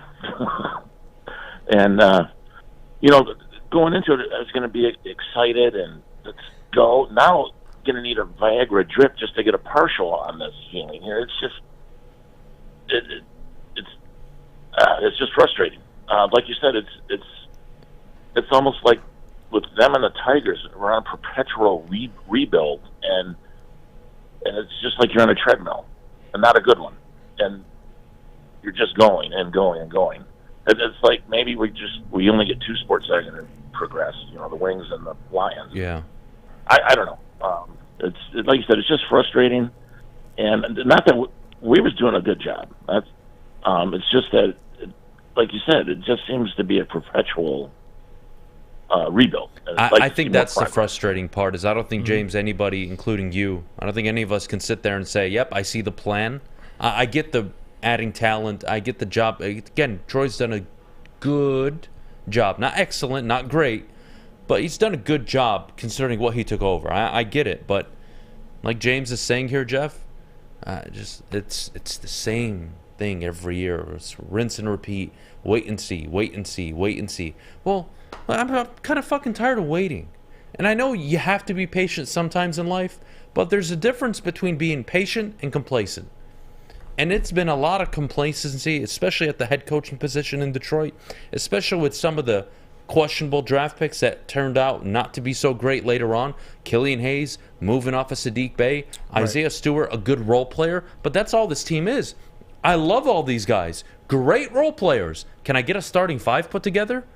Bogdanovich shouldn't be a starting five in the NBA. Not five, the position, but like part of a starting five on a good basketball team. He should be a great option off the bench, give you 26 to 28 minutes because he doesn't play a lick of defense. They don't have the starting five yet. That's the problem. They're just piecing it together. Drives me nuts. James, appreciate the call, buddy. Have a good rest of your day. Yep, great show, guys. Keep going. And I guess that's the... I think, actually, you know what? I know it only took an hour and 11 fucking minutes to really hammer down to the real point, but that's the... You know? And the starting five is not doing anything for you, for me, or anybody. Again, upside, love Cade, love Ivy, love Duren, rim runner. God, a more offensive, polished version of a Robert Williams, I would be very happy with that. That's all I got is hope. That kills me. Yeah, and I guess that's the trade-off, right? Before, going all in with a basketball team and potentially capping out, or being patient and trying to stay relevant. But then if you be patient, even like the Wiseman fans get stuff. frustrated. Which, It's again, nobody likes to lose. You're never going to play Wiseman and Duren. If you want to legit contend in the East, hell, forget contending. You want to be a 42-win team in the Eastern Conference. Duren and Wiseman are not on the same. Not in the same. Not in the same rotation. They're not on the court at the same time. You look at the starting five, and it just isn't moving the needle. Killian Hayes could be a good role player. Isaiah Stewart is a good role player. Wiseman, it's tough to say because he was drafted so high and he gave you some moments, but you're who would you rather have in the lineup, Duren or Wiseman? I think most would say Duren. So Wiseman's just another role player. Bogdanovich, an old, aging, role player. It's a team of fucking role players that Troy's put together. Some talented. Ivy, Cade, and Duren. I think they are three locks to be in the starting five for years to come. But I need something.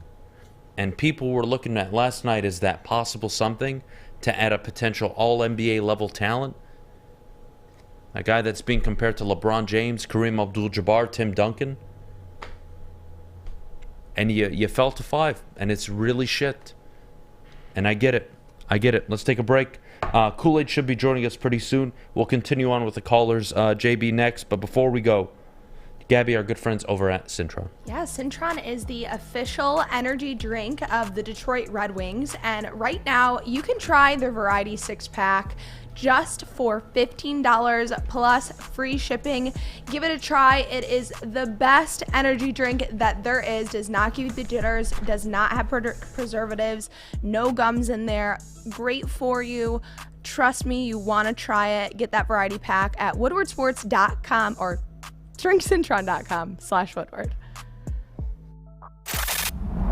Love Woodward Sports? Love wearing clothes? Then you should be wearing Woodward Sports clothes. Check out our full line of merch at woodwardsports.com. Just click on shop. We have all your favorite designs, like Dan Campbell kneecaps, Woodward golf, and of course, our own logoed out merchandise. Men, women, infants, kids, all love Woodward Sports. Impress your friends. Impress your boss. Impress your dog. Buy Woodward Sports merch today. Introducing the Planet Fitness Guide to getting that post-workout glow. Step 1. What's your why? More epic energy? Better sleep? Blow off steam? Step 2. Join Planet Fitness for just $10 a month and get moving in our clean and spacious clubs. Step 3. Bask in that post-workout glow. Join Planet Fitness today for just $10 a month. Join today at any of the 50-plus Detroit area locations. The only sports network in Detroit that starts with a W. You know, because we win. Woodward Sports, Detroit's winning sports network.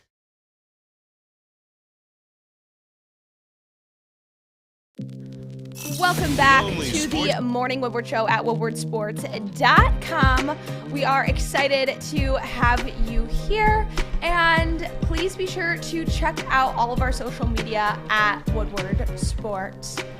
And we're back, and I just have to recap the fact that 2 weeks ago, we were debating who would get the first pick, the Red Wings or the Pistons. And then we were like, well, maybe there's a chance that they both get them. And now we're sitting here looking a little bit like fools. And not to bring up the past and make them put salt on the wound. Chicago getting Connor Bedard, I think, is bullshit. Big middle finger. Whatever. San Antonio, I can accept. I respect the franchise. I don't mind it. They had a Frenchie for 15 years in Tony Parker. It makes sense. French connection, whatever. Good for them. I would have been okay with Scoot or the option to take Brandon Miller at 3 instead of relying on him to fall at 5. Here we are. Disgusted. I'm disgusted. I'm disappointed. JB, I'm shocked you're even still wearing a Pistons hat after last night. Oh my gosh. I just wanted to try to stay supportive and try to somewhat be, happy for this team and this franchise moving forward. But there's a lot of work to do, and as you said, I don't want to sit here and have to wait another 5-6 years to actually get that franchise star player to emerge and finally be someone out there on the court. Right. So Troy Weaver needs to make some moves now. Yeah. And I like this comment too. Just Football Academy Australia says, are we so sure that the player at 5 won't be a star? In a draft that's good, I think we are acting crazy. We need to stop looking at it as if we dropped to 5. We secured a top 5 pick. Oh, go fuck go fuck yourself. No, go fuck yourself, you fucking kangaroo Australian. Fuck you. Nope. No, don't shut the hell up. Don't ever comment in the YouTube chat again. Dante151 says, I'm just trying to dance the pain away of the Pistons not getting the number 1 overall pick. Shut the fuck up. Samba? Maybe, I don't know. Samba, Tango? the salsa, tango. God damn it, man. Trying to justify falling 4 spots. He said it was just... Go fall in a hole and get beat up by a kangaroo. Yeah, you're not supposed to type that. You're supposed to be angry. That's how you're supposed to No, be. it's not about what you're supposed... You're supposed to be livid. Oh, you know what I saw on Pistons Twitter yesterday, by the way? What? Julius Randle. That was a name thrown out. Oh, jeez. People wanted. And I just, from the bottom of my heart, and I like to think I speak for most fans here, okay? I like to think that what I'm about to say is the general opinion, I would hope, of 99.9% of Pistons fans. For anybody That one's Julius Randle. Oh, jeez, no. In a Detroit Piston uniform. From the bottom of my heart, on behalf of Jeff, can I speak for you here? Oh, yeah. Yeah. Go fuck yourselves. Every single one of you. I'm glad you weren't speaking for me. And Gabby.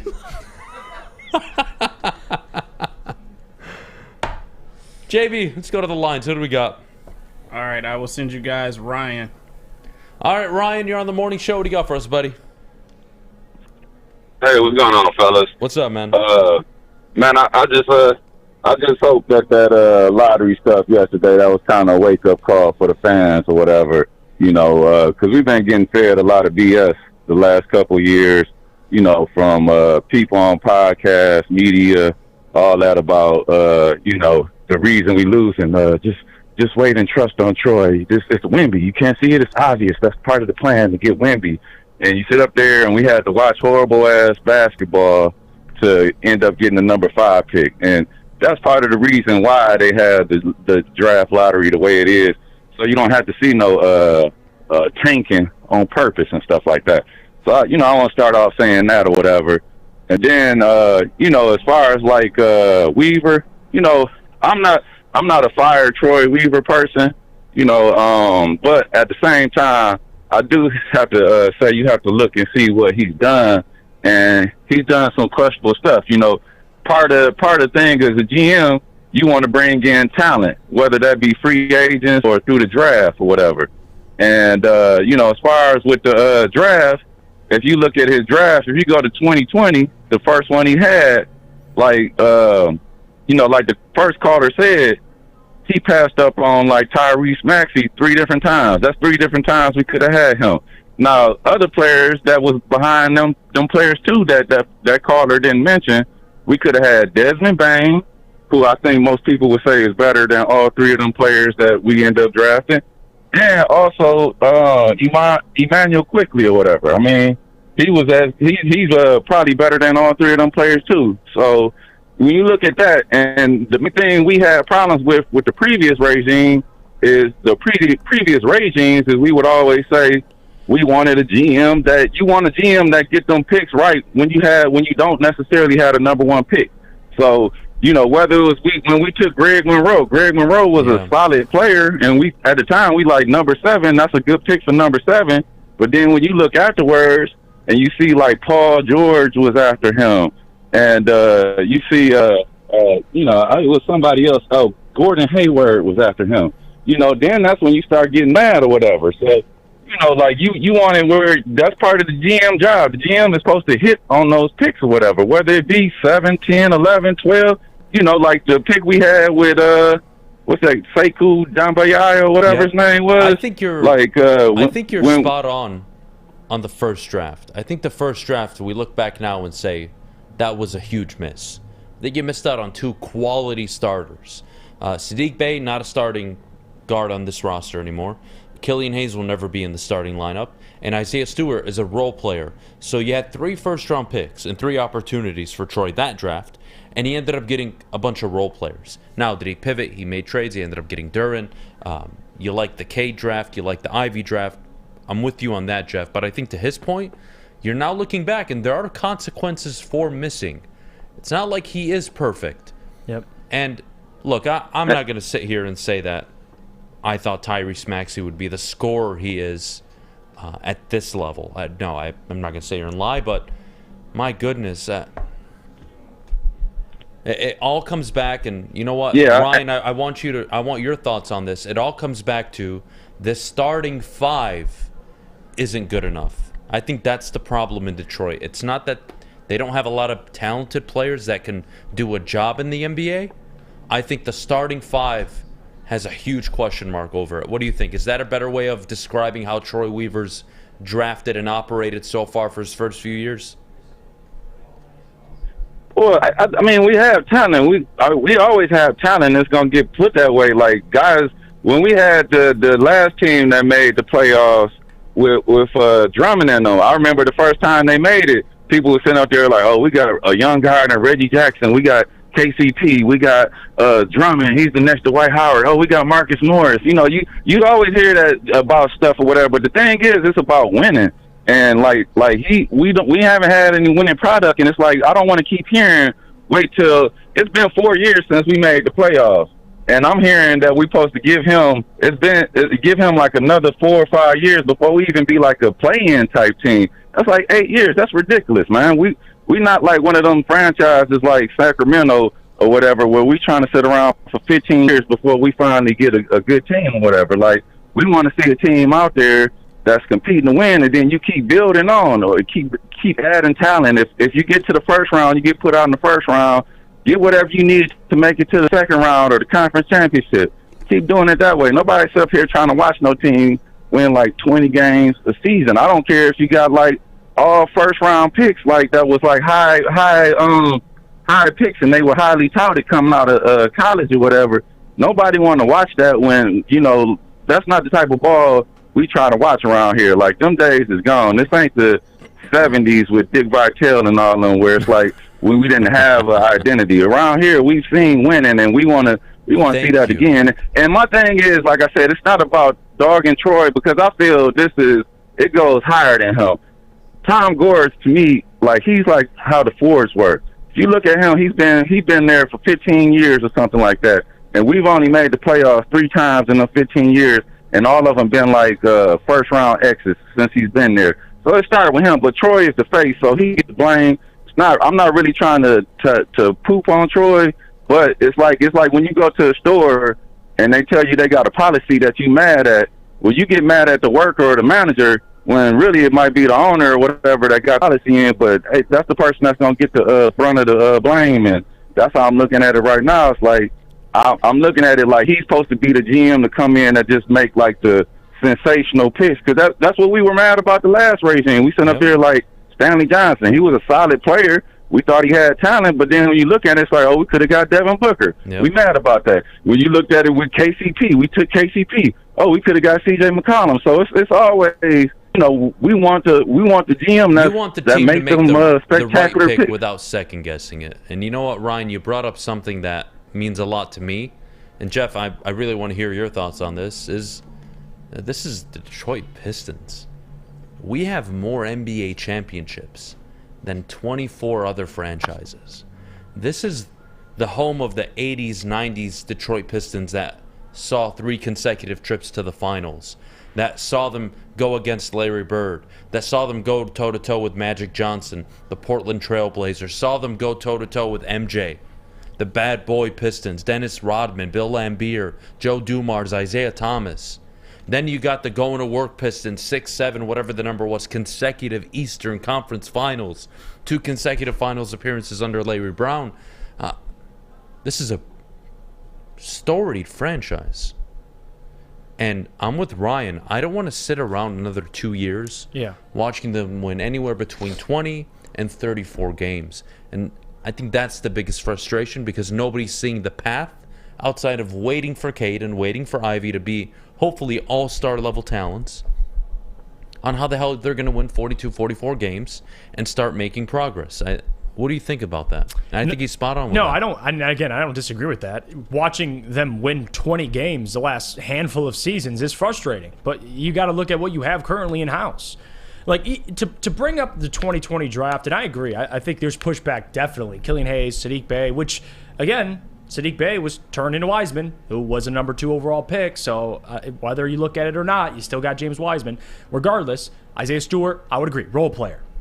But again, to hit on Desmond Bane, to find guys like Tyrese Maxey, it's hindsight's always 20/20. Like, for those guys, it wasn't the obvious pick. Like, as a GM, you look at who's available, you look at measurables, what can this player be? It's not like... But that's why they're paid. And I think that's his frustration. Right, not that he's trying to throw it in your face. Because there's a lot of other GMs who also missed on Bane and Tyrese Maxey. He's not saying, fuck you, Troy, fuck you, Jeff, I was right. No. What he's saying is, why can't Detroit be the team that didn't pass on Devin Booker? Why can't Detroit be the team that didn't pass on Tyrese Maxey or a I think that's his point. More fair or no? No, that's fair.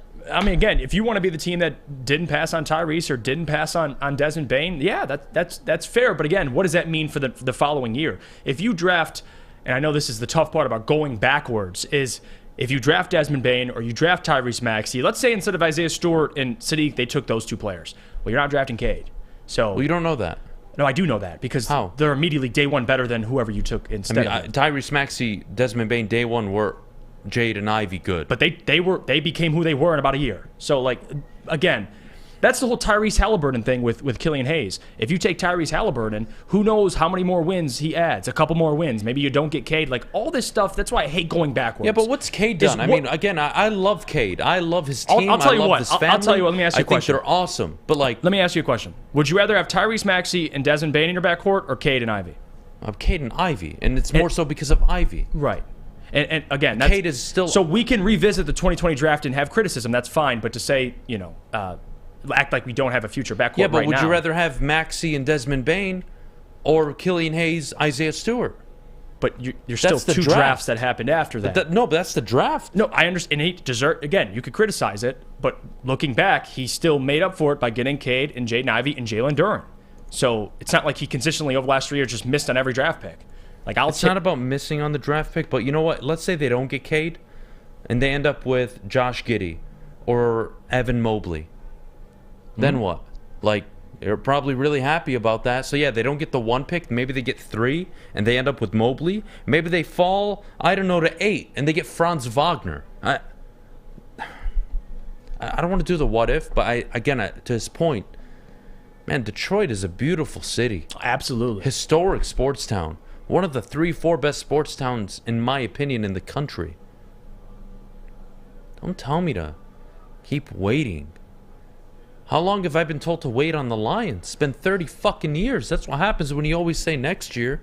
That's what happens, not that you are, but that's what happens when you just blindly defend and say, they could be, they could be, they could be. No, fuck that.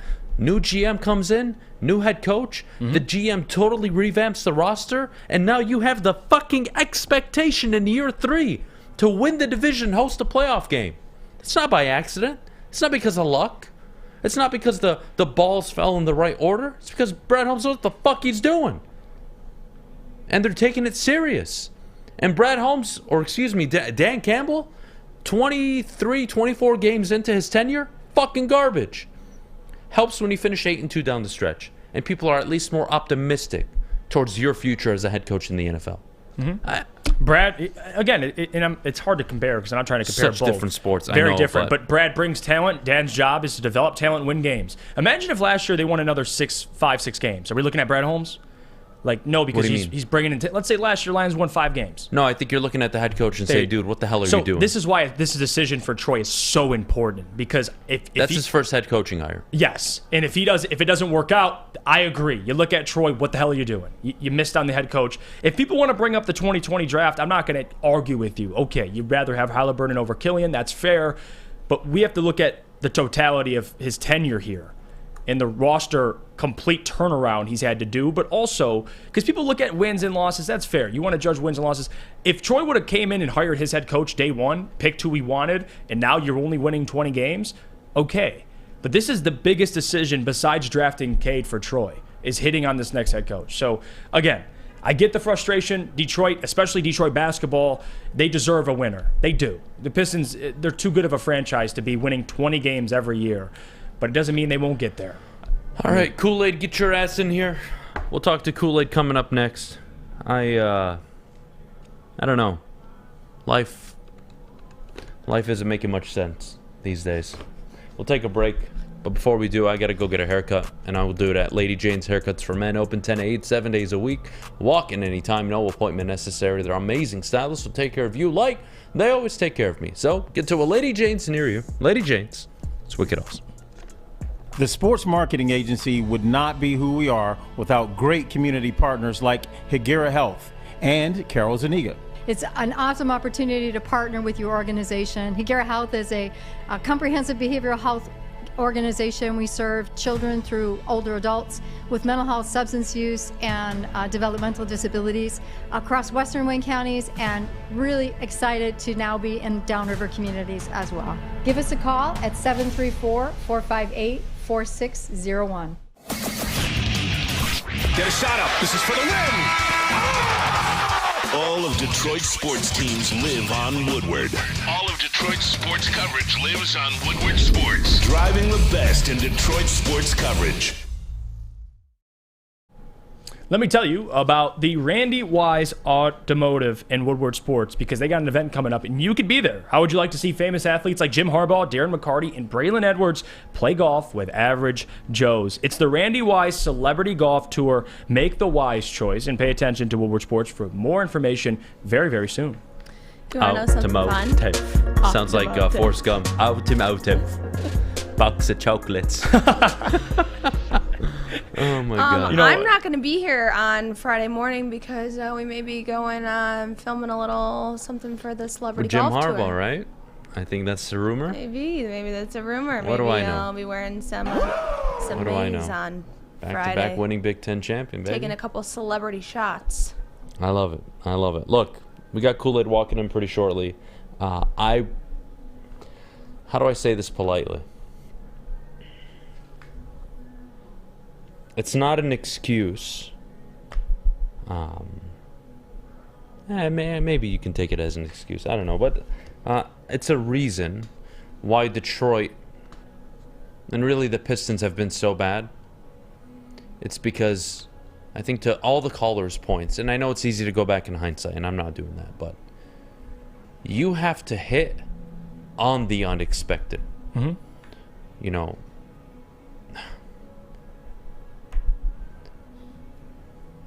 I'm not saying Devin Booker was obvious. And, you know, we weren't around at the time, but I know so many people, and not Ndamukong Suh, the Aaron Donald stuff. We do this all the time, the hindsight, but, like, when is a GM going to come in and do the unexpected and he turned out to be what the fuck? Brad Holmes did it year one with Amon-Ra St. Brown. I know it was in the 4th round, but still. Who's that guy? Out of US, okay. Kind of compare him to Hines Ward. Holy shit, down the stretch. What an amazing player. Like, when is Detroit and really the Pistons going to hit? Steve Yzerman. Mo Sider is one of the 7 best defensemen in the NHL. Lucas Raymond has the potential to be a 40-goal scorer. I think the size, he's got to get much stronger. He's got to be able to take the blows and not get injured so much. I think he can be a 32, 35-goal scorer, maybe even hit 40 once or twice in his career, given he continues to develop. So you're seeing something there. With the Pistons, I was robbed of Cade's second year. Ivy was good compared to D. Wade in his first year. That's exciting. But I never got to see them together realistically over a whole course of a season. So there's a lot of unknowns with the Pistons. There's a lot of could-haves in previous drafts now. Yeah. You know you're not going to be able to spend the money on anybody relatively worth it or that they're going to make your team better. And you have a starting 5 issue. I don't think you have a depth issue right now because the guys that are in the lineup should go to the bench. Yeah. No, they have a decent bench. You're right. It's about the starting 5. It's about finding guys that you can depend on and can start. And this free agency class isn't that impressive. It just isn't. There's a lot of wings that I like, but even Cam Johnson, restricted free agent. Grant Williams, he's all right. But these guys aren't moving the needle significantly. So the options are, if you're picking at 5, you have an option to trade it. But again, who's trading for it? That's what Troy's going to have to figure out. And I also think the option to trade up to 3 is on the table. We'll see what Portland wants to do. But again, a lot of options for Troy. And I think the criticism, if you want to criticize him, that's fine. It's the same thing we talk about Brad Holmes. If you want to criticize and push back on Brad, I don't have an issue with that. I don't blindly defend anybody, but guys, I mean, there's another way to look at this as well, and that's what I'm trying to bring to the table. It's not all positivity. I think you have to at least hold guys accountable, especially Troy Weaver in 2020, or the moves he's made. But regardless, I'm happy with the young roster he has currently, the young foundational players. Caden Ivey, I like both those players. Duren, I like a lot. We'll see with Wiseman. A lot of unknowns there, but still, you liked what he showed the last stretch of games. Marvin Bagley, movable contract. It's $10 million, $11 million. You can move that contract. Like, there's a lot of flexibility for Troy. In this year, yes, you have to contend for the play-in. If they win 20 games next year, I will be the first one to come on this show and completely shut down the whole surrounding Trust Troy narrative. Because, that, again, there's a time and a place. I don't think right now is the time to blow everything up and fire Troy. So, again, appreciate the callers for calling in. Not a single one of them wanted to fire Troy. By the way, wanted the people that wanted to fire Troy to call in. None of you called in. So, appreciate the people who called in. But, again, You can't overreact. It's okay to be frustrated. I'm pissed.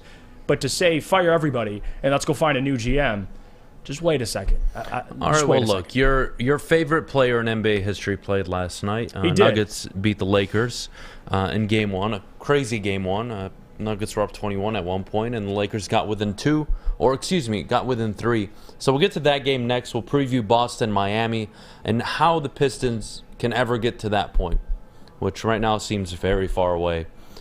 Fuck you, San Antonio. Fuck the NBA draft lottery. Yeah, the San Antonio stupid thing, concept. by the way, the San Antonio thing, I just felt it for like a week, and I didn't really talk about it, and I brought it up in the lottery before. I'm like, something tells me he's going to the Spurs. Good. Like, it makes too much sense, and it made a perfect sense. Not saying it's rigged, but it made too much sense not to happen, and there you go.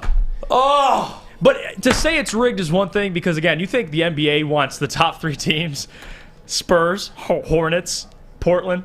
Like, you got Charlotte, Portland, I can't. and San Antonio. Like, I'll never understand why fans are subjected. It's not like the NFL. Like, the Lions were 0-16, and you kind of got over it within 2 years, you know? It's pretty fucking easy to get over an NFL season, right? 16 or now 17 games. Like, you can get over it pretty fast. 82 games? Yeah, that's a long. Is a long fucking season. Adam, I have more fingers and toes than we had wins this year. And I had to watch every single game. Like, I've had more sex in the last draining. 3 months. Oh, wow. Than the Pistons have fucking won games all season long. Look at you. This guy. Not the best example, He's but a stud. Hold on. Okay, hold on. I don't know if he's in that field. JV. Oh, we don't need to get to Jeff's sex life. No, he played the Pornhub music. Who knows? If you search my name on Pornhub, you might find something interesting. Don't do that. Don't do that. My actor name is... All right, we got to go to break. When do we get back? I'm so glad that you were able to monitor this conversation and go to break without Not bad, me right? jumping Look at into me. break. I'm growing up in front of everybody's eyes. my gosh. Jeff, our good friends over at the Sports Marketing Agency. Yeah, let me tell you about them. The Sports Marketing Agency helps spread awareness about mental health and substance abuse. Their new podcast, This is the S Word, helps fight the stigma about seeking help. If you or someone you know is struggling, head to thesportsma.com for more information. It's a great day to get some Centron in your life. Okay. There it is. Centron, here we go. Gotta grab the cranberry. Oh wait, it's 2 for $4. Gotta double up with the classic as well. Centron World, baby. Centron, available at select Krogers, and if you wanna know how, go to @CentronWorld.com. You get dope like me. You know what? Why wait?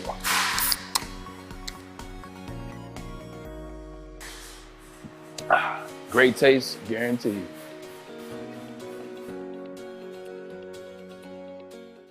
You have an opinion? Make sure it's seen and heard.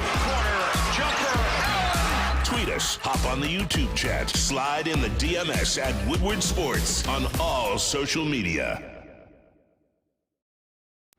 All right, we're back here on the Morning Woodward Show, live, WoodwardSports.com, joined by the man himself, Kool-Aid, Brandon Dent, Detroit Pistons beat writer and reporter for the Woodward Sports Network. Brandon. The man, the myth, the legend.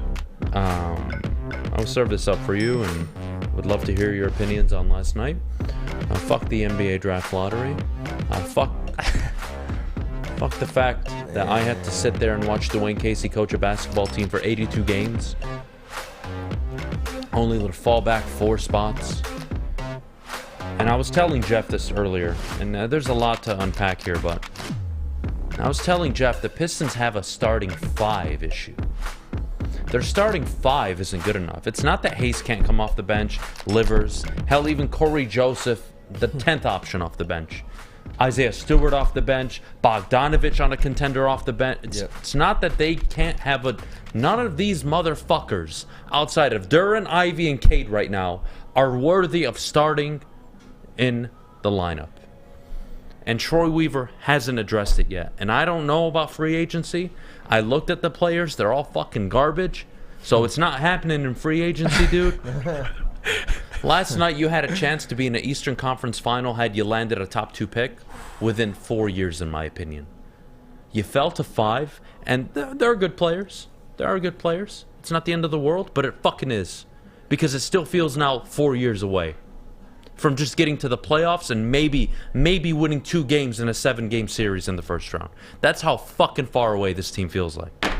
Bro, first, my bad if I broke your chair last night. You did. I've been standing up half the show, you fucking asshole. Bro, when that 5th pick went, I'm still reeling from that, man. Because it's like we expected, but it's just like, come on, seriously?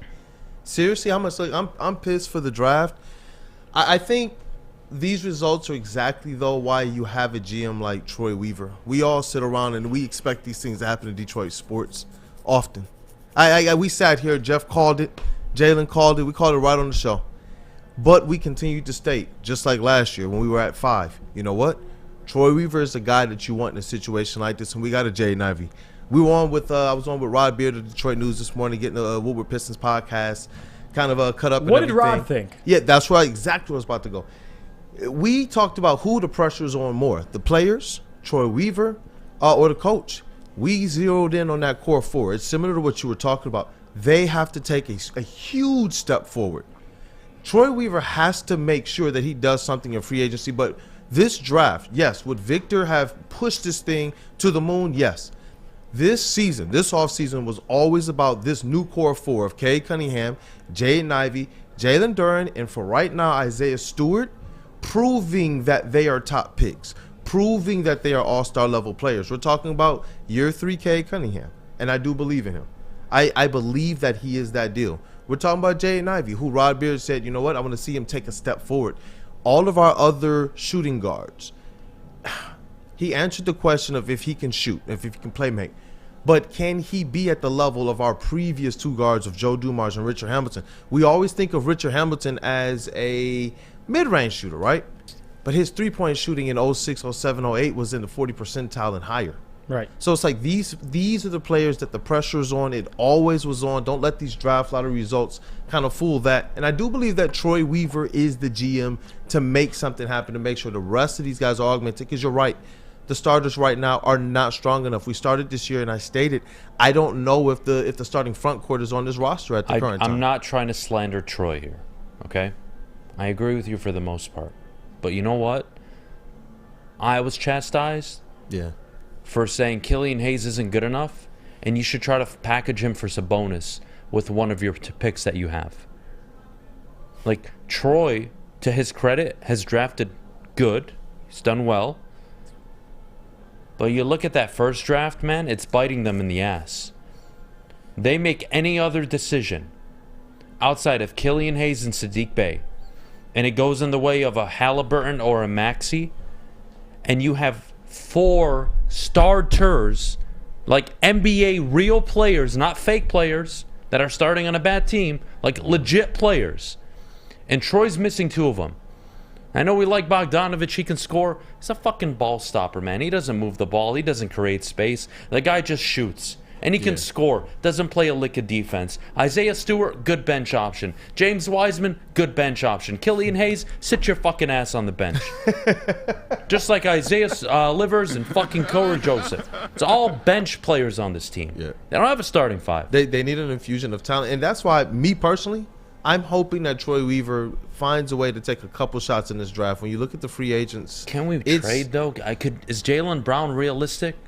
They have to. What Troy Weaver has proven is that he can get absolutely busy in the acquisition market. Is how he's brought in his free agents when we haven't had cap space. You know, Jeremy Grant, Bojan Bogdanovic, these were guys that we didn't even think. When it happened, we were like, where do we have the cap space for these guys? I expect Troy Weaver to do something crazy, absolutely crazy. He said he would. That's the reason why Bojan Bogdanovic signed here. If we're following the breadcrumbs, Bojan told Hoops Hype, no, I kind of know the plan. Troy Weaver told me exactly what we're going to do. And and he talked about the fact that they were so dependent on Cade. Next year, they're going to be a lot less just solely dependent on Cade. I like think you said, that coaching hire is everything. Yeah, it's everything. It's going to be crucial. It's going to be crucial. And about the, I know the 2 things here, and I understand why people are upset. Obviously, we spent all this time, not even just the Pistons, but the Red Wings talking about getting the #1 overall pick. It doesn't happen. I get the frustration, but it's funny how, you know, Detroit, not as an organization, because we know what they've done in NBA history, right? They've won championships. We know that. But you look around the league, and remind me, Brandon, is every top contender filled with top 3 picks? Doesn't always happen like that. Jaylen Brown and Jason Tatum, yes, they were high picks, but still, for the most part, teams, and I'll bring up the extreme example, and I'm not saying they'll be the Warriors, but the Warriors, for example, Steph, Clay, they were both top 10 picks.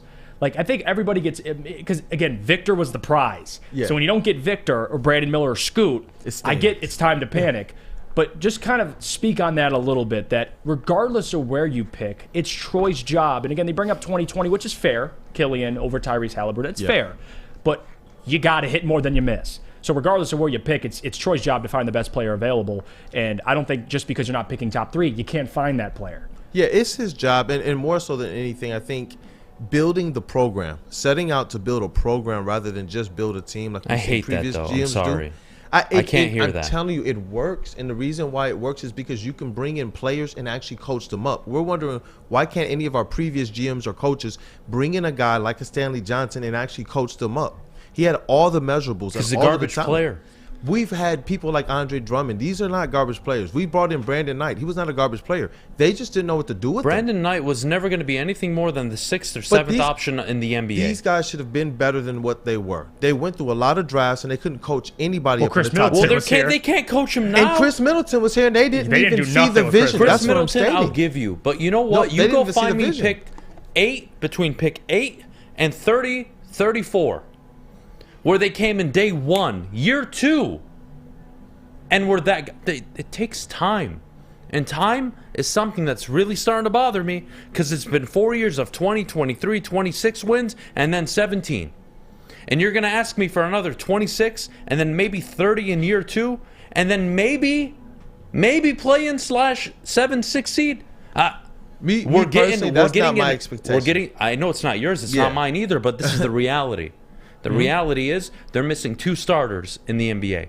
They have 2 voids in their lineup. Yeah. They have an okay rotation, and depending on the coach they bring in, will make or break this whole thing.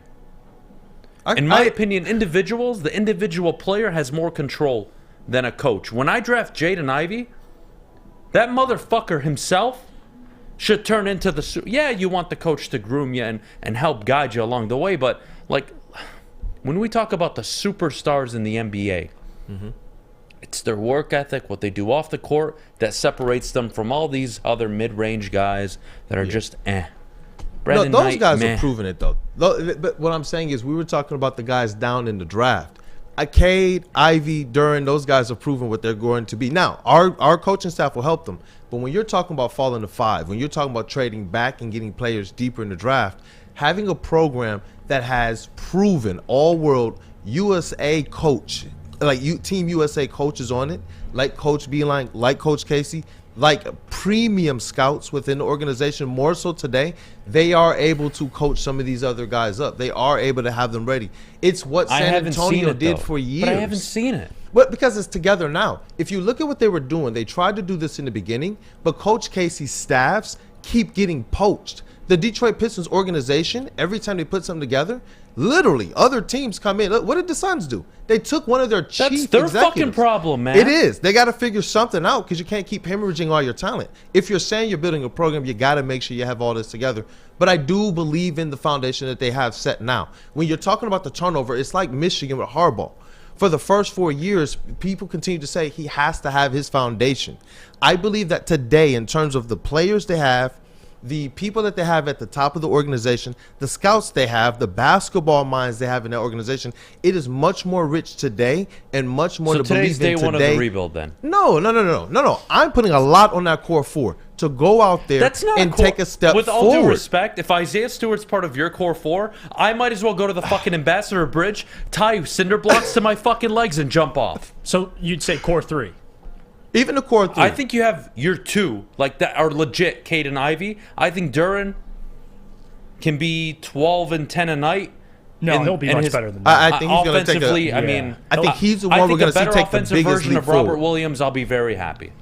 Duran's going to take the biggest leap forward. I'm putting I that. hope so. I'm putting my name on that one. I believe he's I'll going to give be you the the Piston that 3. takes the I will biggest give leap. you the 3. But Isaiah Stewart and the rest of this roster, no fucking chance. With Isaiah Stewart, I'm giving him another offseason to take another jump. If Isaiah, because he's a basketball player, he's do a basketball what, though? Is he going to mind. be in your starting lineup, or is he going to be a rotation piece? He can be a rotation piece. When you look back at some of those previous players, because I'm not going to hide from this. I've continued to state I believe he's somebody you need on your team. He is a heart and soul type of guy. Sure, but I agree. I don't believe that he's necessarily what you need at starting. And Troy Weaver tipped his hand at that too, saying we need a little bit more height, not necessarily in length, not necessarily what Stewart brings to the table in the starting lineup. It's the tenacity, but at 6'8", there's only so much you can do. There's sometimes when we see rebounds being taken straight over his head. Sometimes when he's giving full on maximum effort, but the defense, the offense is still able to score right over him. So Troy Weaver's looking to augment this team in a different way, and I do believe in the acquisition market, we're gonna deep dive into it, man. We're gonna deep dive into it. There are players out there, but it's on the top of this roster. I do believe that Cade, Ivy, and even Duren are a little bit right now underrated even by Pistons fans.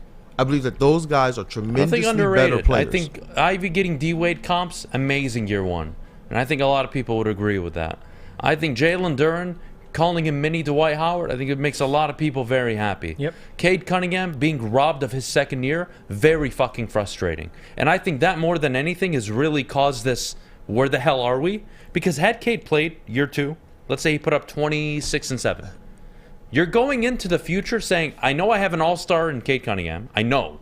Not you think, you know. And now you have to wait for this year to know.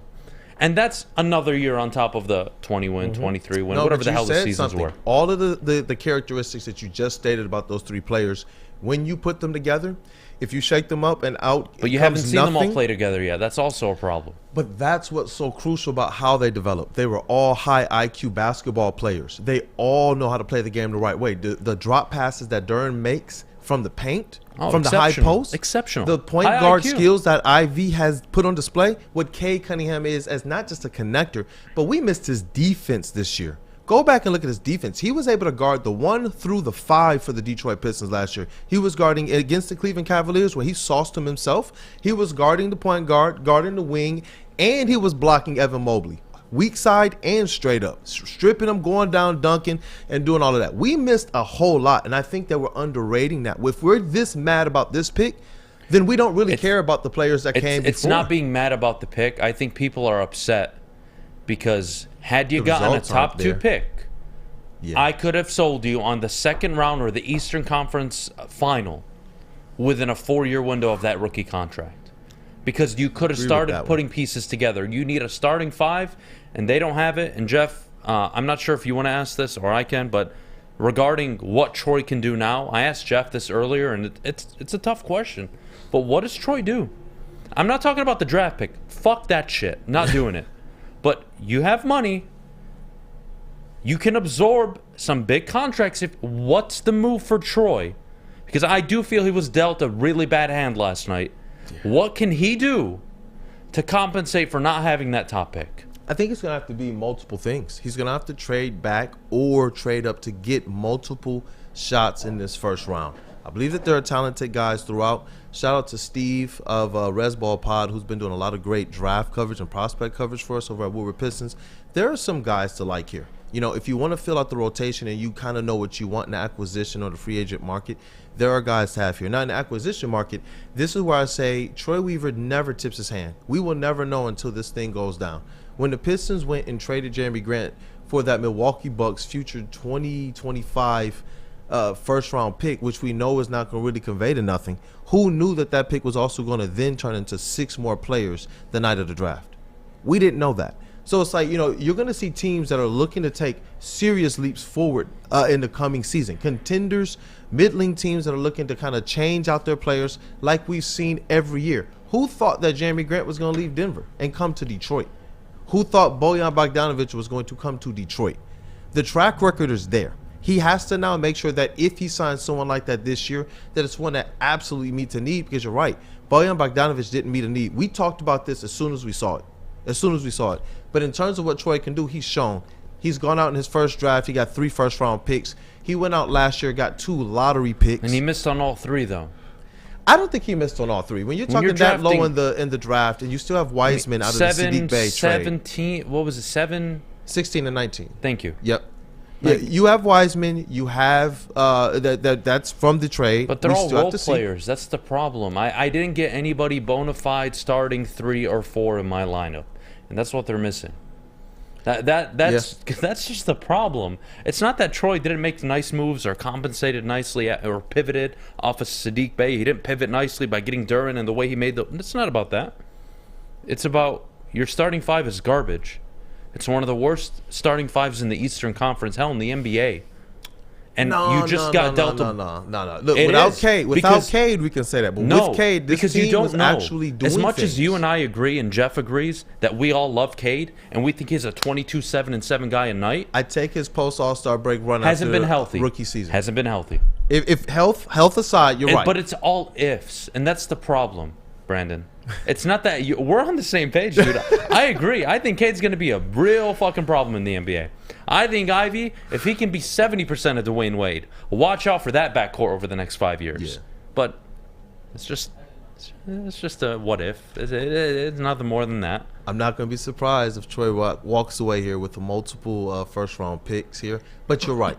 If they're going to pick lower in the draft, and Jeff brought up as well, about some of these examples, they have to make sure that they can churn out these players, that these are the guys that are going to contribute, because they don't have a lot of options. You look at the free agency, you gotta cash out on Jeremy Grant? You're gonna cash out on Grant Williams? Who would you rather, if you're going to cap? I love Adam. Oh my gosh. Like, that's the thing. So it's like, and I know you don't want any parts of Jeremy Grant. I do believe in free agency he would fill a ton of roles for the Pistons, but I just don't see how Portland lets him go. You have to make a decision.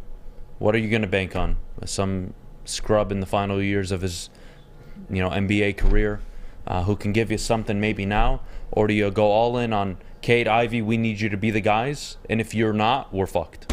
You got to go in on those guys. That's why you draft them there. Look at the fact that Miami Heat in 2006 were able to depend on the player that they drafted in Dwayne Wade. That was before the Heatles. That was when everyone was saying it was impossible to do, so LeBron had to team up with other guys. No, in 2006, Dwayne Wade did it. I know that people say he had Shaq, but it was not the same Shaq, especially in those finals.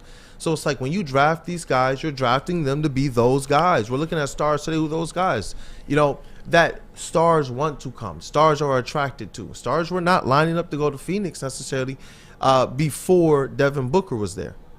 So these guys are there. I believe in these guys. And they have to pan out. They're lottery picks. Duren was rated high on their draft board.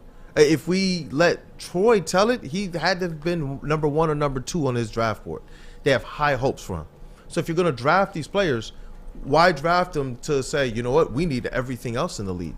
And that's where I'm saying the expectation is now you have to augment around these guys. And health aside, that's the big if. Health aside, man, you got to augment around Cade, Ivy, and Duren. You have to get the pieces in there. If Bojan winds up being your wing, you got to make sure that you get something at that 4 spot that defensively can shore up all of the loose gaps that he's going to leave on the defensive side. Because you got to be better defensively. It was atrocious. That, I hold no bar. You got to be better defensively. Jeff, you got anything for Kool-Aid before we go? No. I know we're going to run a little over, but it's fine. No, I'm good, man. I appreciate you joining us. Kool-Aid, I got to get you in back tomorrow. I don't think we had enough time. I appreciate you all. So let's bring you back tomorrow. Let's get Rod on tomorrow too. Let's see if we make that work. And we'll figure it out. We'll continue on tomorrow. Thank you guys for tuning in today. We appreciate you all as always. Jeff, Brandon, Gabby, JB, Lucas, and Alex. Thank you guys so much for being part of the show. We're out of here till tomorrow. You have a great rest of your Wednesday. If you're like me, you're probably going to go drink yourself to sleep. So here we go. Good night.